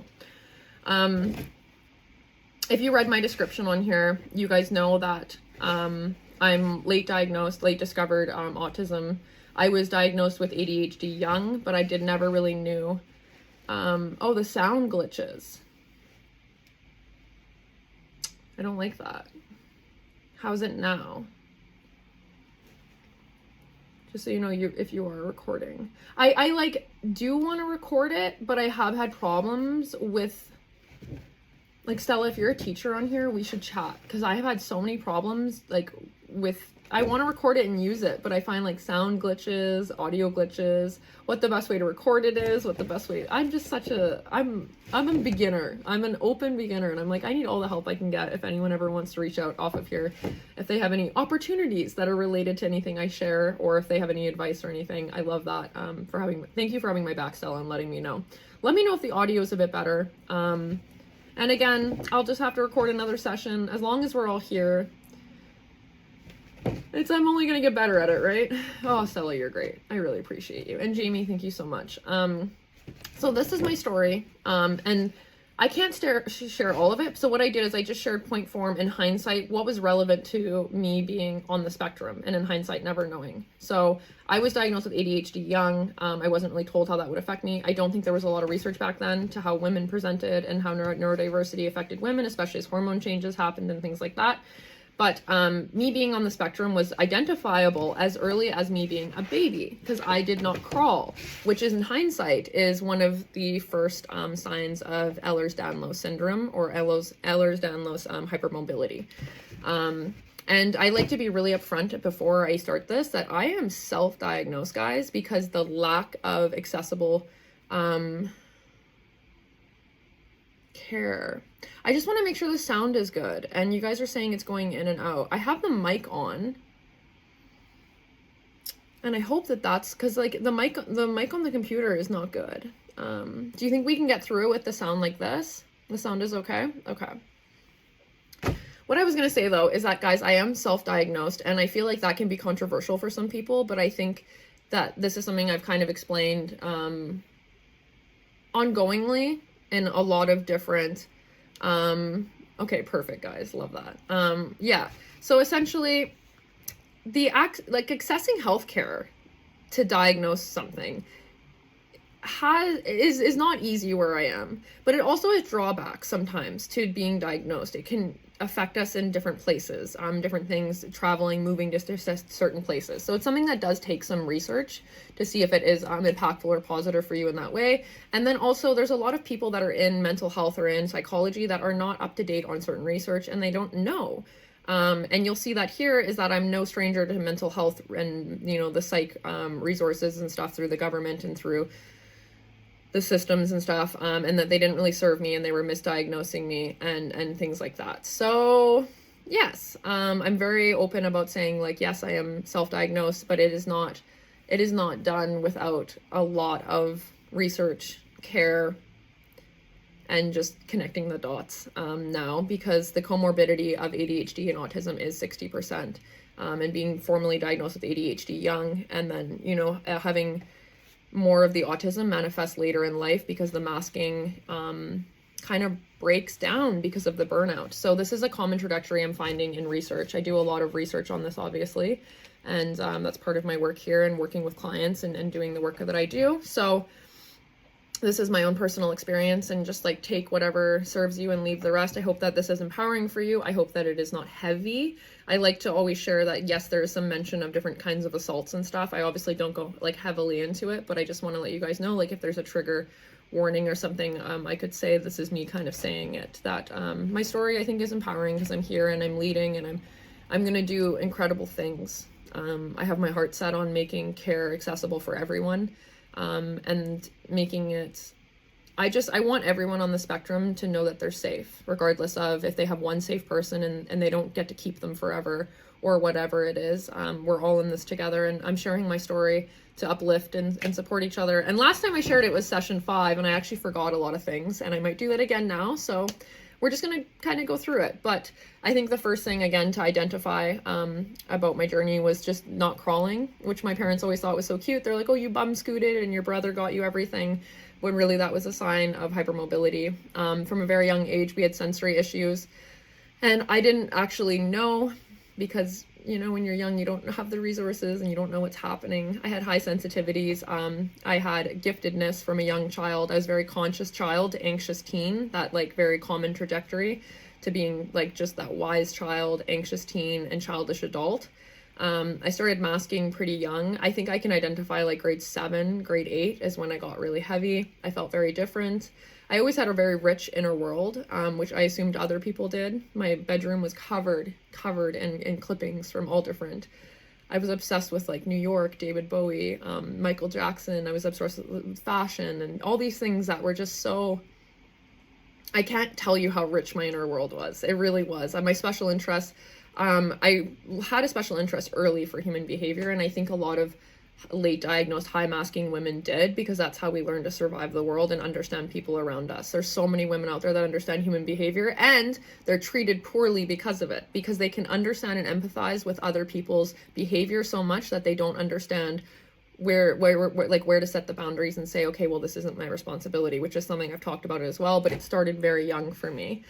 Special interest, music. I have one of my favorite autistic creators. She says that if you take your Myers-Briggs personality and your autism diagnosis, and it tells you essentially what flavor of autism you have. And I'm music 100%. I'm like ENFP or whatever. I'm the emotional.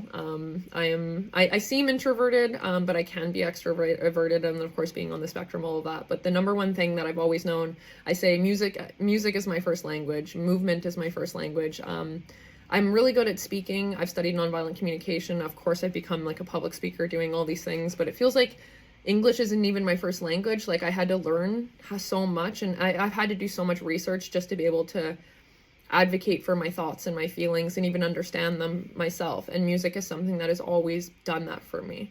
And all of the, I'm going to cry, all the artists that changed my life looking back are all neurodiverse, or were, because a lot of them passed away. So music and art has been my entire life, my whole life. And spirituality I was drawn to very young. So it's not surprising that my love of music, art, fashion, and being a millennial teenager, that I started to display what was looking like anorexia, but was actually ARFID, avoidant restrictive food intake disorder, because of my sensory issues. Had I known that I was overwhelmed, of course I would have done whatever I could to reduce my sensory overwhelm and then eat my safe foods, which I do now, but back then I didn't know.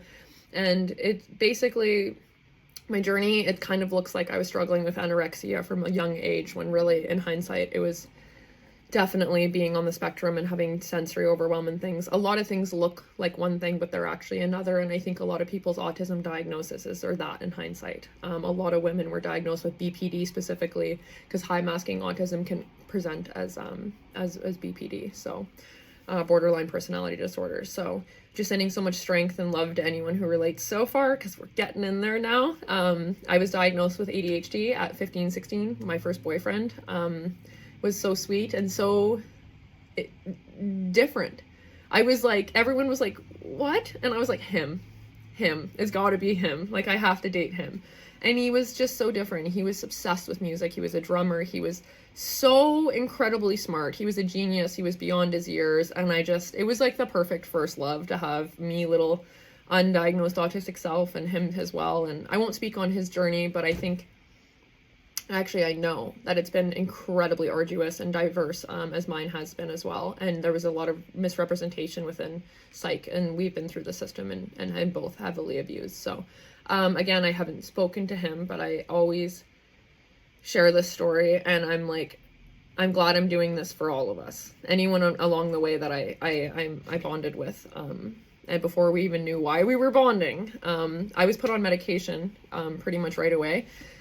Basically stimulants for ADHD, and then they said, antidepressants to balance it out. Arguably, the stimulants were supporting the ADHD parts of my spectrum, the way that I displayed, but aggravating more of the autism. I don't know, some people have shared this as well, like, when you go on ADHD medication, often it exacerbates your autism, and of course we didn't know I had autism, so that was challenging.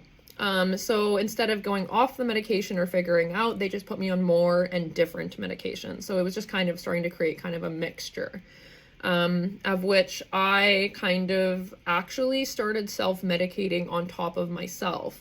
My parents were nurses and my family was in medicine, and I lived in a small town, and there was pharmaceuticals available maybe sometimes where there shouldn't have been. And everything happens for a reason, but I definitely in hindsight was self-medicating, and I was not the only one. There's so many people out there that I think do this and don't even realize, and because it's pharmaceuticals, they don't even realize that they're doing it because it's being prescribed to them or whatever it is. But there was definitely like almost self-medicating the medication that I was on, and not really understanding, and just kind of really masking and pushing through. I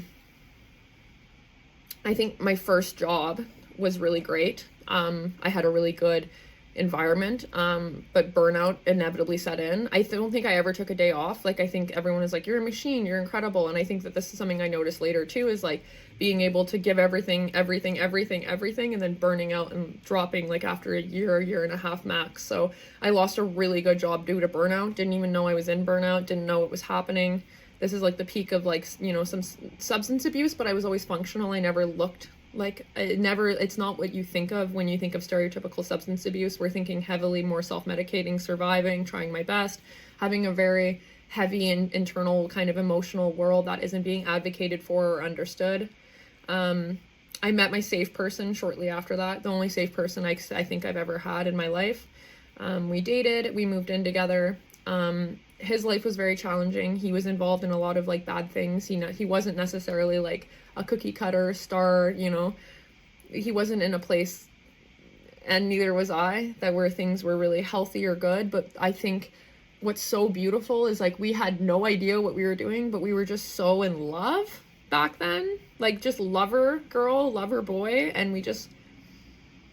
we went up against it together, and it worked. And I was not healthy. I was not healthy. This is when things are getting really bad. I lost my first friend to suicide. It was just after we graduated high school.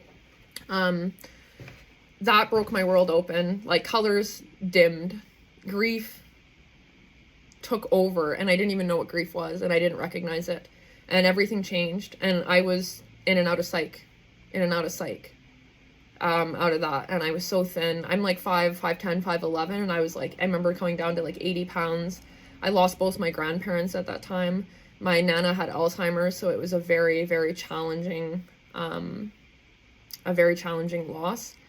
There was a lot of burnout, grief, skill regression, unmasking, but I didn't know that. So this is where I think I kind of shared on my social media as well that like 21, 22, things just like got bad. Everyone's like, what's wrong with you? Like, things just got bad, and I was always screaming and panicking and adrenaline and tension and fear, and everyone's like, what's wrong with you? Who are you? Like, blah, blah, blah. I was like just in the heaviest burnout that I didn't even know that I was in. And we thought panic attacks, we thought this, we thought that. I tried everything to help myself. At this point, I'm in and out of psych. They have me going through cognitive behavioral therapy. It's actually aggravating me. I found research now to show that doesn't help a lot of people with autism. I was so heavily medicated and victimized that I lost a lot of my memory from that year. I know for a fact that I was physically assaulted in a psych ward, and I don't really remember it, but I know, yeah, there was a lot. I was a shell of myself. I couldn't advocate for myself. Everyone around me said that they were trying to help me, but it seemed like they were making things worse. I would say what was being displayed in my family was like a narcissistic abuse cycle. And I won't speak on that now. I won't say like that's absolutely the truth, because it could just be that my family was neurodiverse and they were also undiagnosed, and that presents as that narcissism. And I will never speak on anyone, like, or diagnose anyone else. And I respect my family's, you know what I mean? Like, their privacy and everything. So, but at the end of the day, me and my family have always, you know, we've talked it dead, everything, right? And we know that there's things we could have all done better, but we don't hold that. We don't hold on to that. We just try to do the best we can moving forward. But I was not advocated for. I was not supported. One of the things that I always say now is be hard on the problem and soft on the person. And damn, if that's not what I needed. Like, looking at this few sentences here, this version of me just needed someone to say, I've got you, no matter what. I don't care what you're going through. I know it's not you. I know that you're under there, and you're going to come out and you're going to be amazing. And everyone gave up on me at this point, and it really felt like that, right? This is extreme PTSD, stress, trauma, homelessness. I was sleeping in my car. I was like, things were so bad. Me and that safe person, I left him because I felt like I was making him sick. He had like caregiver's distress, right? So I left him, and my family said that, oh, do this, it'll help, blah, blah, blah, but they didn't know. And now I know, you know, some people just don't know things. And back then, you know, again, it's like the blind leading the blind, and a lot of people's part of their story, you know, a lot of people resonate with this and have reached out and told me that they relate to this as well. But it came right down to like very extreme PTSD, stress, trauma, homelessness. I never knew how bad it was, because I thought, oh, it's not really real. Like, no matter what, like, you know, it just felt like, oh, you're from like, you know, a decent family, like you're in Canada. Like, I was never really like aware of how bad things were, but I also think that that was a kind of like a protective like level of disassociation on my part to just get through it. At one point I was living in a motel with a bunch of people on welfare. It was very challenging. I was working a job where it was a little bit stable, but everyone that I worked with was clearly uncomfortable around me, and there was a narrative about me, and it was very challenging. And I think where I just needed someone just to like, you know, I just want to shake everyone and be like, wake up, it's still me. And you know what I mean? That wasn't happening. So, yeah, so I went to visit a friend in Vancouver and never left. She essentially like sat me down and was like, you can't leave. I can't let you leave.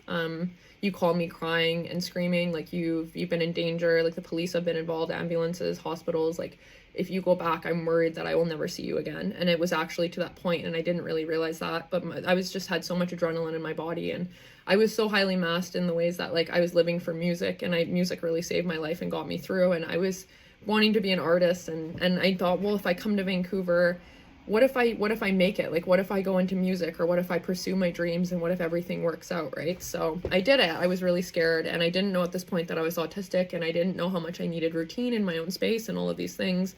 I left behind that job.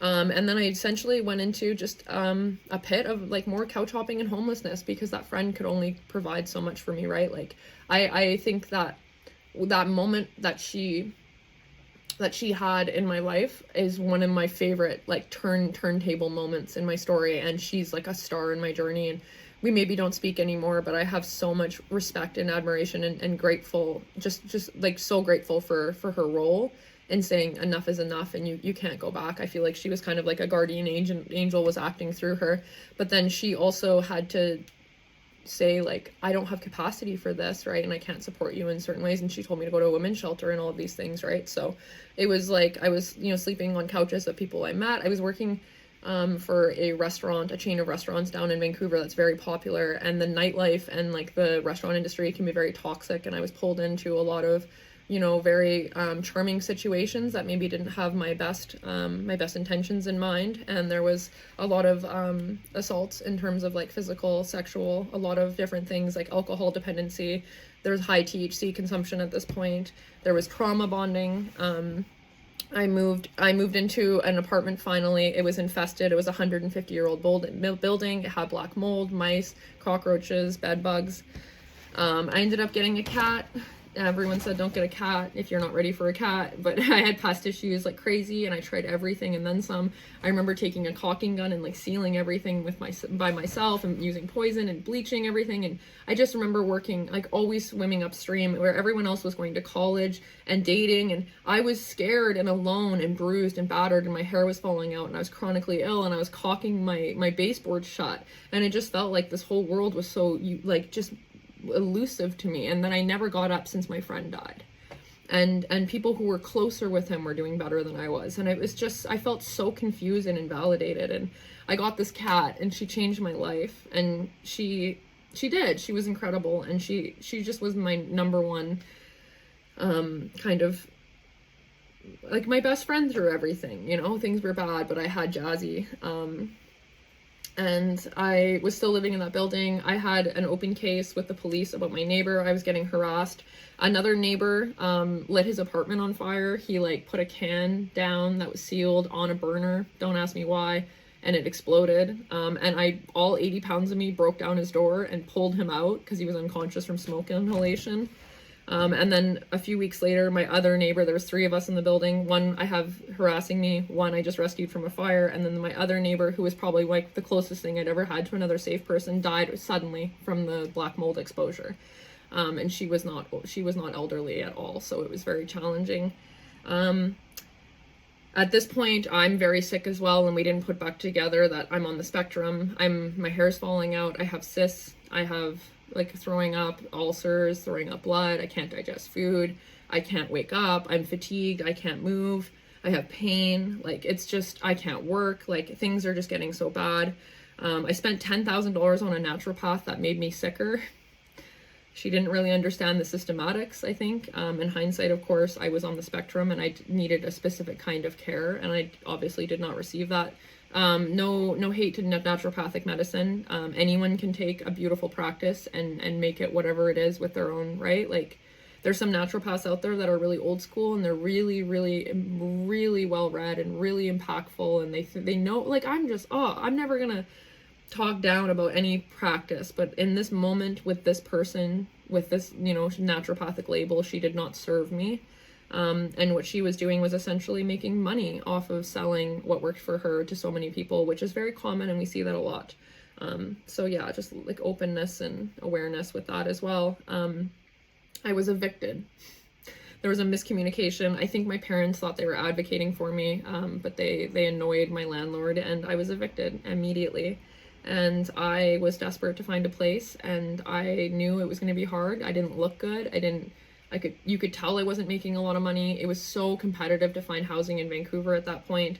I came to this apartment to a viewing, and the building manager looked at me and she said, "You have the same name as my sister." And she said, "I don't know, I just like you. There's something about you, and I want you to live here." And I ran and got a deposit, and I've never left. Angel Doina. Anyway, I love my building managers. They live below me. They're Romanian, and they're so straightforward. So you know when they love you, they really love you, because they're just so like, okay. Like, they're just so, I don't know, just different cultures. They can be so straightforward, and I just love that. because I feel like Canadians sometimes can be performatively nice, but not actually nice, and you just don't get that with like certain different cultures and stuff, so it's refreshing. Fun fact also, I stopped making Canadian friends somewhere along this journey. I like, there's a few, but I seem to bond more with people who have traveled, and people from different places and have experienced different kinds of trauma as well. So yeah, I moved to the South, and that was really beautiful, and I'm thankful to be here. I've had a lot of challenges here as well. I then invested another 10K into a scam and essentially lost everything. There was a lot of love bombing and abandonment here. I was trying to create community and make friends and date and do what anyone would have done. I was trusting, it looks like in this section here, I was trusting a lot of people and trying to get resources and support, and I was reaching dead ends and a lot of rejection. And I was literally getting fired from my jobs, and everything, like the things were crashing down really hard here. And no matter how much I tried to get up, it's like I couldn't. And things were being laid on me and then lit on fire. And I, somewhere along the way, was on a date with someone who had no good intentions for me, and I think they even told me that, but back then I didn't know any better. And I got on his bike, and we went nowhere. We went like 3 blocks away, but I went home and I bought a bike, and that changed my life. I didn't know anything. I didn't know like the road bikes, hybrid bikes, like anything. I went to a Canadian Tire and picked out an orange one because I liked it. It was like a heavy mountain bike, like heavy, and not even a good enough mountain bike to take on trails. And I rode that thing everywhere, like 100-kilometer rides all over the Okanagan. In my hometown when I visited my parents.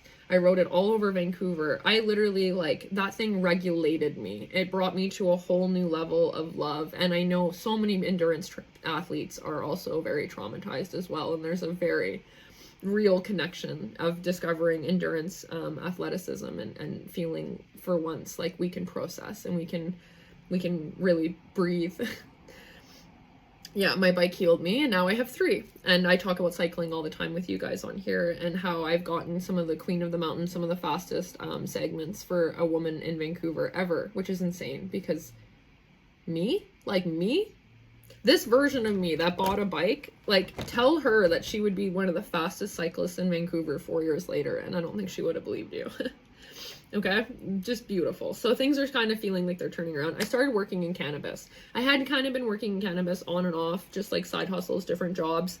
And it became white market here. There was legalization here and things like that. And it was interesting to work because I was predominantly in the gray market before, which is medical. So doing a lot of CBD, talking about like the non-psychoactive CBD, the more, I guess, medicinal, or was used more medicinally back then, part of the plant, and helping people get that. So people with chronic illness and stuff that didn't have a lot of experience with THC and stuff. I did a lot of CBD research and help kind of bridge that gap for people that had chronic illness, and was able to kind of introduce that into my family and myself as well. I'm a big advocate of plant medicine. I think that everything requires, like, there's nuance to everything, right? Like, you can't just, you know, use any substance to achieve anything. I think plant medicine is very honest, and it's just as honest as everything else. So yeah, so I can be a cannabis advocate, but I can also say, like, well, sometimes these things just don't help sometimes too, right? But at this point I was working in it, and I bought my personal trainer certificate, and I felt like things were really turning around. I was cycling, exercising, and studying. I was working this job. I was top sales in the company. I had a challenging work environment, but I was being celebrated for my skills, and I was, you know, certified yapper there as well, being top sales in the company, and being able to actually move into management and onboard people and train them, and I just had such incredible people. There was someone in the company that was from Brazil, and then she had, you know, a friend, and then a family friend, and then a friend, and before you knew it, I was at a Brazilian barbecue at the beach, eating meat, and just, like, listening to Portuguese, and just feeling like I was, like, just so immersed in such a beautiful culture, and so many new exciting people, and beautiful, I just so much gratitude after everything I'd gone through at this point. It was really beautiful, and again, I had that lucid moment of, like, life's so good, and then my cat died out of nowhere. Like, I came home, and something was wrong, and I rushed her to the hospital, and she was gone within, I think, 36 hours, and I didn't know how to cope, and I didn't know anything back then either. I was starting to learn, but I still didn't know in terms of, like, maybe don't quit your job, like maybe do things to keep yourself stable and routine. And no, I quit my job. I broke down. I had burnout. I was in grief. I was engrossed in grief. I managed to get EI. You know, for a short time, for sickness, illness, you know, the government can only do so much to support you. My job did work hard to help kind of advocate for me there, but I did not go back. I was kind of right back where I started, burnt out, not really having a direction or anything. I tried different things like landscaping and painting. I thought, you know, you always have to make money, but you always know that you have something greater to offer, but you have to develop it first. So it just feels like there was endless side quests and things like that. And I know neurodiverse people really relate to that. I was really isolated and low income at this point. I was just very alone. And I was alone through all of this journey, but here I was really like, I just remember wanting someone to talk to, and if I had friends, they were breaking up because of like the unseen emotional dysregulation and my, you know, executive dysfunction. I would always sense rejection, and like, let's say if someone treated me poorly, I'd still have a disproportionately huge reaction to it. So it was really hard for me to hold on to friends, and not knowing I was autistic and not knowing any of these things was very confusing. I got a job working at a really popular restaurant on the beach. It was very high masking for me. I was sick a lot throughout that job. I was cycling and working though, and I was so thankful to be around people and engrossed in life. I always had that autistic kind of like zooming out and looking at this moment and feeling like I'm part of life. I'm still outside of it, like always feeling like I'm on the edges, but look at me, I'm in a room full of people, and I feel the liveliness of everything around me. And that's an experience I've learned to really cultivate and appreciate, because we're going to be more alone as neurodiverse people. We are going to have more, but to be alone doesn't mean we have to be lonely. So this job was really beautiful, and I was really thankful for it. But then I got phased out of the schedule because management changed, and I think that my neurodiverse qualities were not appreciated as much as this management. My other management came to see it as kind of a superpower, whereas my new management did not. And just like that, things were gone. I was offered a job as a flight attendant.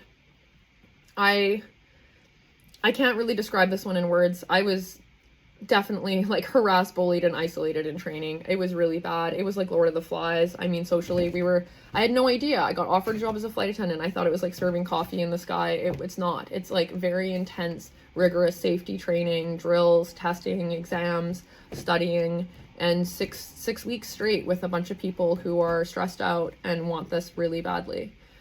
A lot of them were a lot younger. There were some older. It was just a very interesting group, and I met a friend there that I really liked, but I noticed that like she wasn't advocating for me in the rooms that I wasn't in, which, you know, I don't expect her to throw herself under the bus for me, but it was really hard, and I think I kind of bypassed my needs in those moments. And I was dating someone long distance at that point, and he broke up with me after 5 weeks of like the challenges. He literally broke up with me before my last drill, my final drill to pass flight training. And yeah, I failed my final drill. They said that it was that I didn't seem confident. So after 6 weeks of getting 100% of my written exams and then doing well on all my other drills, I didn't seem confident, which I understand, but I also think it was just one of those things that you can't really blame anyone. You can't blame the instructors for doing their jobs. You can't blame it. Just like at this point, this person should have known, of course, not to do that then. And I had already said, you know, he'd already proved that he was like, I was having anxiety and I was having a really hard time with him. But I at this point, I learned again to bypass my needs and stuff to stay with people. And yeah, it was the worst time to do it, but also the best time, because what if like, this wasn't meant for me and it needed to fall away? So anyway, it was very embarrassing. There was a huge public meltdown. Like when I started learning about autistic meltdowns and how severe they can be, and how a lot of people want to, like, they feel like they can only die out of them, which is so untrue, right? We can come back to regulation, we can be okay, but that's the sensation that a lot of people feel internally.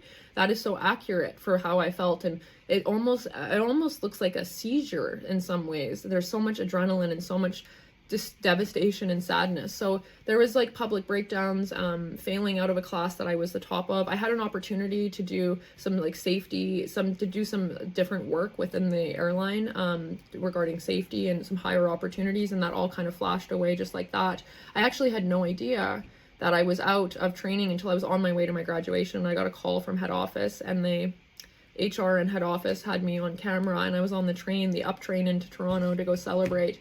And they said, you will not be graduating with your class. Like, after 6 weeks of training and all of this, I was sent home, and I advocated for myself that I was to be given 2 drill attempts.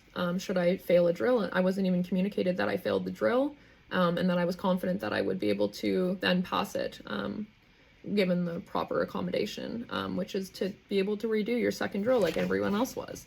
But of course, at that point, I'd already been out 2 weeks. They had to fly me back in with the next group's exam period, and things were not very fresh. And I was given an exam, a drill specifically, that I had never been shown by the instructors in the previous group. And of course, when you have different instructors, they favor different ways of teaching and different drills and stuff. So I was at a disadvantage there, and I openly accept that. And it was just very, very, like, I can't explain how tumultuous that journey was. That then at that point, it was like 7.5 weeks. And then I came back, and I had no job, and I had been rejected and broken up with by someone that I said, do you think that for me to have success in this journey, and I really need to, do you think that we can see each other anymore, right? Like, I did everything I could to communicate to prevent that. But no matter what, these things happen regardless of how much we try to prepare or avoid it. So I was flown home. Then I would say this is kind of a period where I don't even really know how to describe it. Like, I gained a lot of weight and was really dysmorphic, like, it did happen really fast, and none of my clothes fit, and I had really bad self-esteem, and I was feeling just like trauma and masking and burnout and depression and all of these things. And I had like a friend breakup of someone that kind of understood me. I mean, we kind of been friends on and off my whole life. And I was working in the job I am now, but I was still so highly masked back then, and I just didn't feel very confident, and my environment kind of reflected that back to me. Like, I wasn't really welcome there. I didn't really fit in. I would cry every day before I went into work. I was kind of like harassed and bullied before the management changed.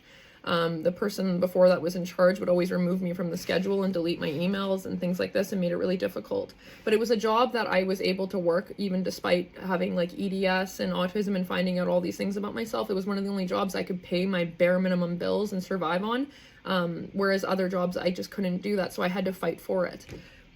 So I struggled for hours at work and to advocate for myself, and I still sometimes do, and I'm still there, and I do really want to get out. That's why, again, the donations and helping me clarify how to support you guys and what things I can provide for you, like if it's workshops or whatever, so that we can have that symbiotic where I create things that help support you guys and you support me as well, right? And doing that work rather than all of us going into environments where we're not really serving anyone or ourselves, right?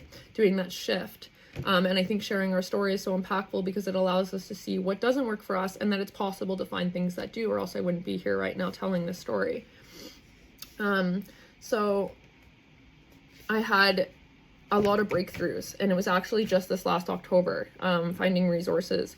I started to understand that I was autistic. And at this point, I was starting a business called The Sacral Exploration, which was it's my dating blog now. It's in development again. But I had an idea for it that was really beautiful, but then I felt pressured to try to put my health coaching and everything underneath it, and I was so confused, and I was just trying to make money, and I was trying to get out of my really bad like job, and I was trying to get out of this, and I was just pushing and pushing. Like last fall, I was just pushing, trying so hard, so scared, so burnt out, so tired, like after everything I've been through. But then I'm still cycling, I'm like a personal trainer, I'm a rock climbing instructor, I look okay, I'm the best I've been, I'm a little bit, I gained a bit of weight, I'm traumatized from flight training, I'm like, right? And I'm starting to make sense of it all, and then I lose this friend that helped me make sense of the world, but also triggered me because we didn't know where we were at, both finding out where, on the spectrum in hindsight is so obvious, right?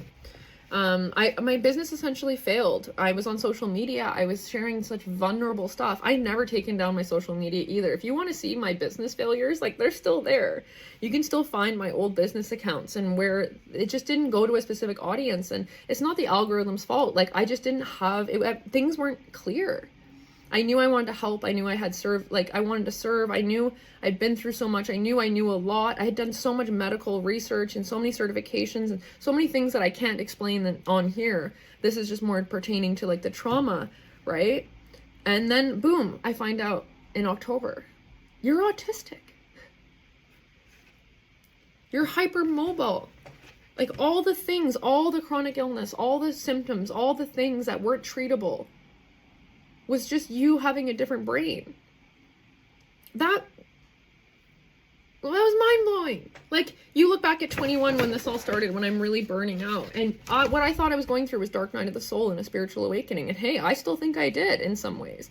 But I didn't know it was that, a dark night of the soul and a spiritual awakening of a person that was neurodiverse and didn't know it. And how complex that could be.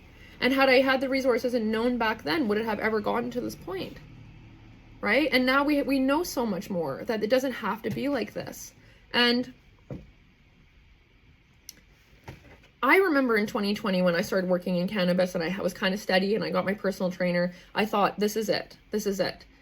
Like everyone said, you seem different. You're like an athlete. Like things were starting to go up. And I thought my holistic awakening, I was doing everything, but you can't out exercise. You can't out nutrition. You can't out sleep. You can't out gua sha, yoga, meditate, being autistic and not knowing you're autistic. So those 4 years were the hardest of my life. Even though they were the best physically, they were the hardest because every friendship was going down. Every relationship was hurting. My family was still confusing. Everything was blah, blah. People were like, you're mean, you're intense, you're harsh. No, I wasn't. I was confused. I had no idea. I was highly masked. I was aggravated. I was in these environments. I was trying my best. I was confused. I was trying to fix myself.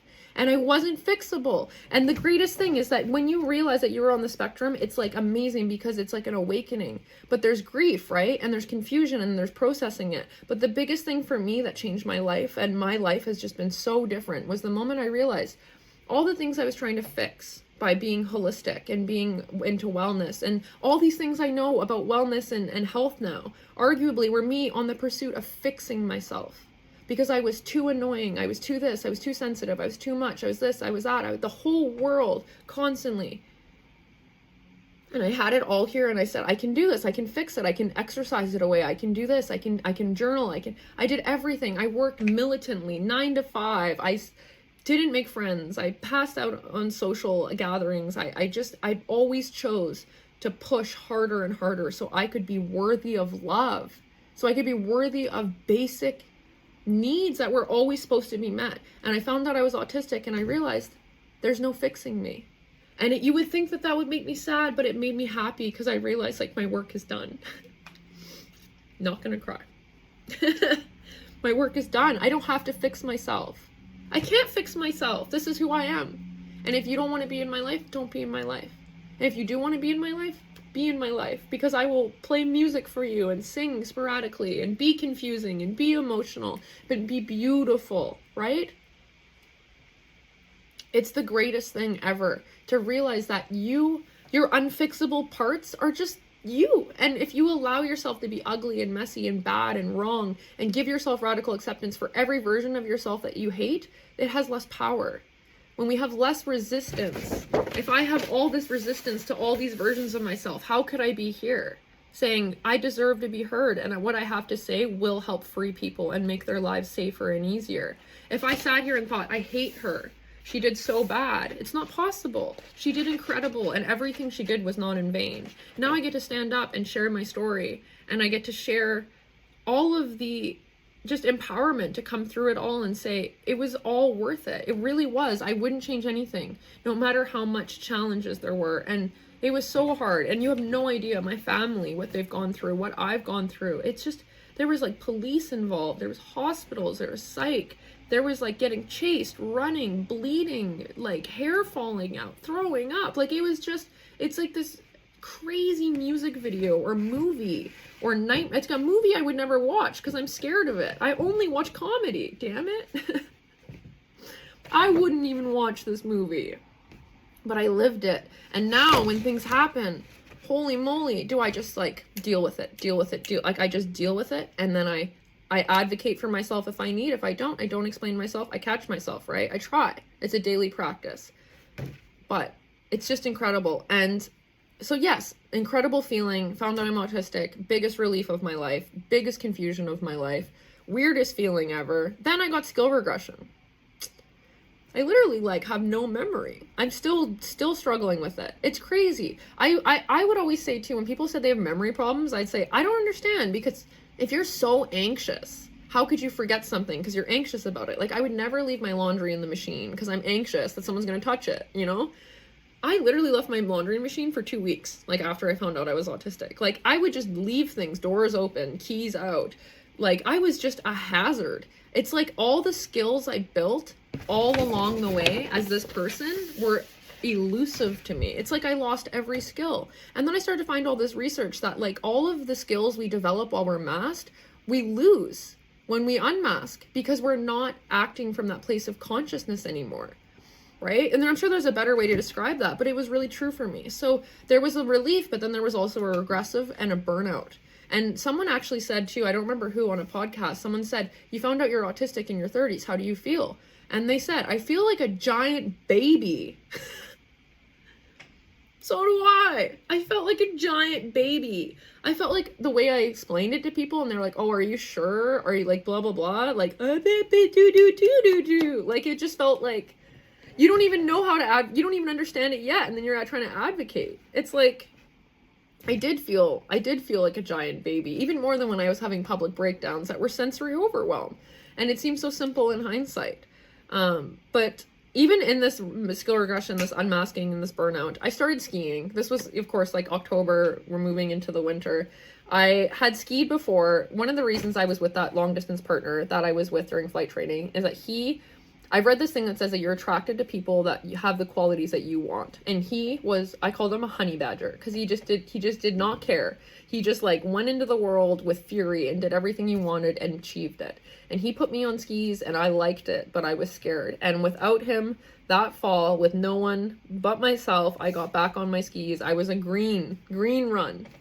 By the end of it, I was a black diamond skier. I was seeking out people to teach me on the chairlifts. I was thirsty. I did no fall lines, like cliff sections. I completely blew my own mind. I was going down double and triple black diamonds. I looked at myself in the mirror and was like, this is why advocacy is important. This is why it's important to know that you're on the spectrum, because then you can go and conquer the world. Or the ski hill, right? Which was metaphorical at this point. So I started making meditation tracks. I was working at this rock climbing job. I still am. Started skiing. I was still cycling, because the beauty of Vancouver, I love how I'm just crying right now and talking through it. The beauty of Vancouver is I could go up the hill to ski and then come down and cycle just on the flats, like on the streets, and there wasn't any snow. And then I started making meditation tracks on here. I got approved as an Insight Timer teacher. That was incredible. I don't know how hard it is to do that, but it was incredible, because I looked up to this community and the people on here for so long that was such an achievement. And I started making meditation tracks. And I didn't start making meditation tracks like, oh, I'm going to start making meditation tracks. I was heartbroken.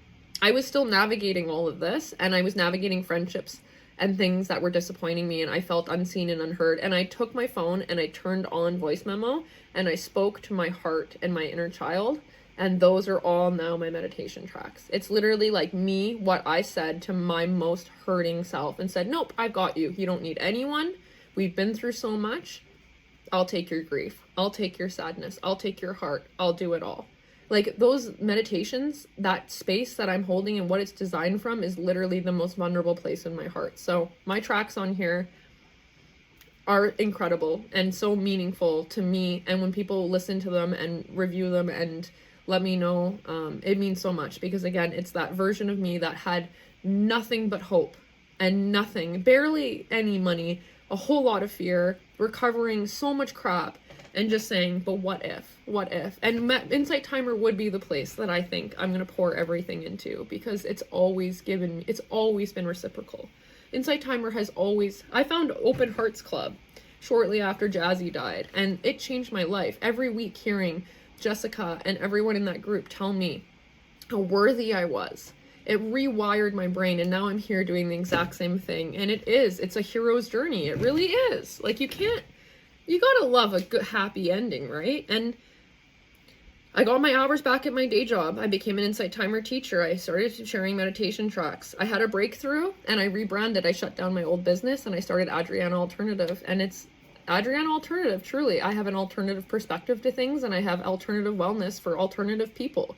We're not the mainstream people. We're not neurotypicals, a lot of us, and we need and deserve wellness that actually works for us. And I have worked tirelessly from my own experiences and my own research to create that. So I have coaching, I have all these things, right? You guys, if you've been on Insight Timer, you know how to find me. You know, if you want to talk to me more, if you have questions, anything about this, you want to discuss this more. There's so much more to my story. And I was so excited because I was going to share this the week before last. And then now I get to add a whole other part to it, because it's like making meditation tracks, had the breakthrough Adriana Alternative. I got LASIK, right? I don't have my contacts and my glasses anymore. It's like metaphorically even I see more clearly. I started and developed and launched Adriana Alternative all my own. I have like a blog, I have a recipe part, I have everything. Like everything I've ever developed is now becoming real. I make resources. I started hosting these lives, and then I literally got so last week we were talking about what happened to me, but the week before I was flying the highest I've ever been. This is like, I'm hosting lives. It's incredible. I got 15,000 likes. 15,000 likes. Like when I closed out that session, it said however many meditators, I think like 216 or 217. And then it said 14.9 thousand likes. And I almost fainted seeing that. That was incredible. That was mind blowing to me. And literally right after that, I checked my bank account and I looked, and I had been fully embezzled and all my credit cards had been hit. And I spent that entire week, a week and a day, in a state of panic and fear and anxiety and just everything. And I'm still processing that. Like, you can see me slowing down. I'm like, in this past week, I was so excited after that live with getting so many likes to like launch resources and move with the momentum. And it really is like, we have no control over this journey. For me to be like up and up and up, and you just came with me on that story, and then boom, everything gone overnight. And even that didn't throw me. Even that didn't kill me. It's incredible what we can do. What humans are made, like, we're so resilient. We are designed for survival. And even when we think we can't handle anymore, we take on more. We have no choice sometimes. So I know that there should be something I say about my journey, but really at the end of the day, it's like radical acceptance. Being able to accept myself for every version of myself that had to exist to get me through that allowed me to be here. And I hope that that is something that you can take into your life wherever you go, and you can be softer with yourself. And you can imagine how aggravated that version of Adriana was and how she deserved love. So surely you do too, right? You guys all deserve the best, and you shouldn't even have to cognitively figure that out. Like, I don't even like the idea that we have to learn. We have to unlearn things and then learn that we're worthy of love to find it, and then to set boundaries with people who don't have that for us. Like, you can go through all of this and people will still take from you. They don't care. They don't know. And that's wild to me. So being here in spaces like this where we all resonate with, look after, and cheer each other on is so impactful. And again, when you guys just participate in the space, saying hello, finding me off of here, following me, joining the Adriana Alternative community group, donating, all of these things make this possible. And you make all of my journey all the more possible to reach even more people and to make it even more of a success story. Because I think I know at the end of the day, like, I'm not going to give up no matter what happens, right? And I know that I'm not waiting for anyone or anything to provide success for me. But success for me at the end of the day is service, because that's when it comes down to everything. When I was stripped of everything, all I had was my heart, and how it still stayed open no matter how broken it felt. And Jessica Amos has said this too: you can't break your heart. You can only break your stories, the stories you've told yourself. You can only break your heart more open. And that's so true, and I'm such an advocate of that. So if I can stand here every week and remind you guys to love yourselves more, and to be kinder to yourselves, and to be kinder to each other, and to advocate for yourself when you need to, but also put it down when you don't need to, and to find jobs and places and people and things and relationships that celebrate every single cell of your body, because you're just a miracle, and all of us are. And we feel that when we drop into meditation and we come into the paradise of ourselves. We know that we're never disconnected from what created us, and every part of the journey is impactful and it's divine. And I'm so thankful to be here sharing this story with all of you, and I hope that that's something that was impactful for you, and if that resonated, and let me know if there's anything that you'd like to see me do here as well, right? We're coming up on like two hours 10 minutes. I always try to keep these sessions a bit shorter, but it's not possible because, again, I'm so hungry for this as well, to come here and to share, and it's hard for me to share my story, and I'm always worried I'm gonna miss things, and I did, and I always think of this one after. When I was in high school, I think a lot of undiagnosed women know this as well, is that our faces, like the RBF, the resting bee face, is that I was often beat up at parties. I would be invited to parties and I would be like assaulted and stuff, and girls always like were apprehensive around me and didn't know. And I think that Gen Z and the next generations have done such a good job of making it such a lover girl world, and we're all girls, and that's like so important to uplift each other, and that's more socially acceptable now. But back in the day, we were still pitted against each other, right? And it's never us, it's never person to person, always pattern to pattern. So anyone who ever hurt me in my past, I know that they were being hurt at home in their childhoods, right? Like, it all comes back down to it. So I have so much empathy. Anyone in my story, on whatever side, and however I impacted someone throughout this, if I impacted someone negatively, which I'm sure I did at some point, holy moly, do I have nothing but love and ask for forgiveness. May I ever be so successful that this goes somewhere. Anyone listening to this, if they've known me personally or not, I hope that you see my heart, and that this is it wasn't for nothing. And I'm just so honored to be here. I'm really honored and tired, if I'm being really honest. It's impactful work, but I can feel now I'm expiring after being on the phone with the banks and everything. And you guys sending hearts through means so much. I'm just gonna bathe myself in them for a second here. I just love you guys. Thank you so much. I'm gonna read some comments and then we'll probably close up. So feel free to say anything in the chat. Yeah. Just sitting here in the vulnerability of sharing my story. I'm like, was that okay? The sound is very clear. The lady I met took her 50 years to find EDS docs. 100%. I was put on a waiting list and for a doctor to get like a proper autism assessment and for EDS, and I don't think I'll hear from them in 10 years. I'm not kidding. Radical acceptance. That's all that gets me through it. It was so great you were here sharing. That means so much, Jamie. Wow. God, I just appreciate you so much, Jamie, sending through so much love. Just like even the emojis and everything, I see it, and it's just like solidarity. It means so much. Debbie, Stella, and I'm older, was thrown away as a child. Today I would never live outside an institution. So happy to see you finding better ways. Wow.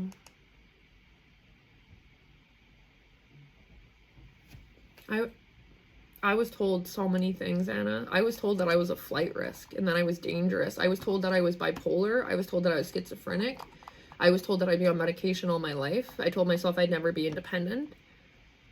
I was told that, I mean, I was told all of these things by psych, by professionals, by medical, like highly certified. So I always say, like, take everything with a grain of salt and get many perspectives on things. I'm such an advocate of like, listen to your heart and many people and average out your advice. Do not take any one person. And I learned that, right? Like, I'm talking about losing money and trusting people, and everything I was told was not true. And I was just autistic. I look back, I'm like, what? And I look, and so many of my family members are, and I'm like, what? Why was this hard to understand? Why was this hard?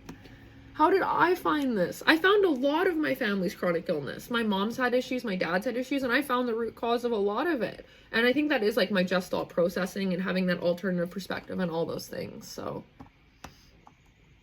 yeah.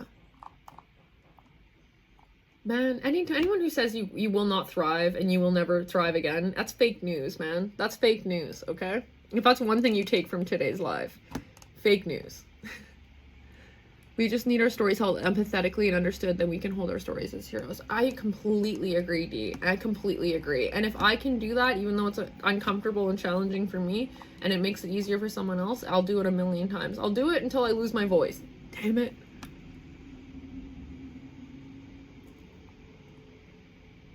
I know I haven't read Autism in Heels, Jamie, and I want to read a lot of books about autism, but I have this thing of like, I need to tell my own story to not almost be overstimulated by someone else's, because it's like, me too, you know? You get so like, I also know this, you know? It's not like ego, but it's like, I need to be getting mine out there as well. And I think that that's the best, is like, I share and then I learn, and then I share and then I learn, and then I'm not just taking information and not sharing anything, you know what I mean? Because I used to just always think, oh, I'm under certified, I'm under this, I'm under that, like I need more, I need to learn more, I need to be better. And it's true, you never arrive to feeling like you're fully ready or certified for something. So it's a balance of like sharing what I know now and then learning more and gaining more perspective. And I'll never stop being a beginner and learning and reading and sharing other people's experiences as well. There's so many people that relate to me and have almost the same story. It's insane.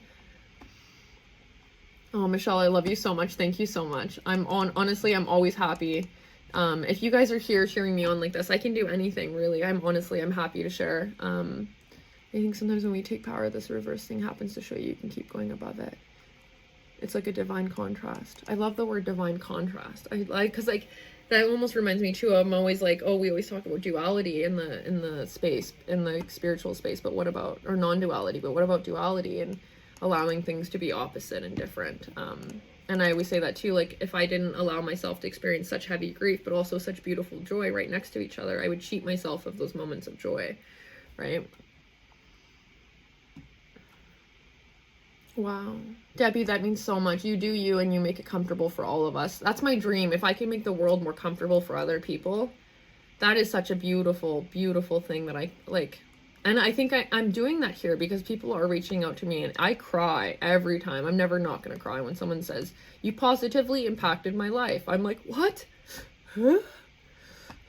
This is all I want to do. I found that my family denied about themselves and kept masks on. So did my family at first. 100%. 100%. I think I did too, in an internal way. I just didn't know it, that I was doing that. Like, my internalized ableism was strong. And just when I thought I dismantled it, there was more of it. Huge kudos to those that have grown enough to share our amazing experiences. I totally agree. And I say to everyone anywhere, if you ever feel like you aren't ready to share, you can share it with me. If it feels unready, messy, ugly, bad, not good, just bring it to me. I love you. I love everything about it. I love everything about you. Share everything. Come here, lay your heart down. Come back next week. Let me cheer you on. Everything. Find me off of here, guys. Like, join the group, join the app, join the community, Adriana Alternative Community Group on the app. Yes, that's a good point. I appreciate your sharing so raw and real. It's also similar to my son's story. Thank you so much. Carolyn, thank you so much for being here. I think that if we had resources for me when I was younger, just seeing a parent here and saying, you know, that your son relates to this, it's just impactful because it shows that you're there to learn you're just honoring him by being here. And that means so much because everyone on the spectrum and everyone who's experienced challenges like this deserves to be held in so much light. Because wow. And then that's the way that, you know, we can stop invalidating them and perpetuating it further, right? Is when we speak up and we allow the light to shine on our loved ones and say that, you know, they live differently or I live differently and it's okay, right? So this is advocacy at the end of the day, and I can't believe I'm an autism advocate, guys. I'm gonna cry. Thank you to all the mothers and the parents and the family and the friends who come here for someone they love or for themselves. Thank you to everyone who's here, period, every week. I'm so excited for next week already. I know when I press end live, I'm gonna cry, and I'm gonna just be so excited to come back. And I'll be further away from all of the issues with everything that happened with my personal life and stuff and financial aspects, and I'll have even more energy. I know that sometimes I can be really silly and comedic, and today was a bit, but you can tell that I'm also just very tired. So I'm going to do what I need to do and fill my cup and rest. And say one more time, just as we close, thank you guys so much for donations. Feel free to donate now again if that's something that resonates for you. Again, it helps me create more resources and more spaces like this so that we can all reach each other and not feel alone, because man, that feels incredible. There's no better feeling than when someone says something that you relate to so heavily, it's like you don't even have to speak. You just feel rested in their words. So I think that's everything I have to say. Just please follow me and join my group. And it just means so much to me. It lets me know that what I'm doing is impactful. So I hope to see you guys next week. I'm going to close now. I'm sad. It means so much to have you all here. Carolyn, Jamie, Michelle, Debbie, Aaron. I want to list everyone. Dee, Stella, Tina, Harry, every single person that's here. People that are listening and listening along and stuff. I'm just so thankful to have you guys here. I see some of you guys here just listening as well and not dropping in the chat. Just know that I know you're here and I love you so much. And I will see you guys next week, okay? It's hard to go. I'm just bathing in like 144 meditators and all of the love right now. It's so beautiful and I'm so thankful. I will see you guys next week. Namaste. I love you, Anna, everyone. Thank you so much. I'll see you next week.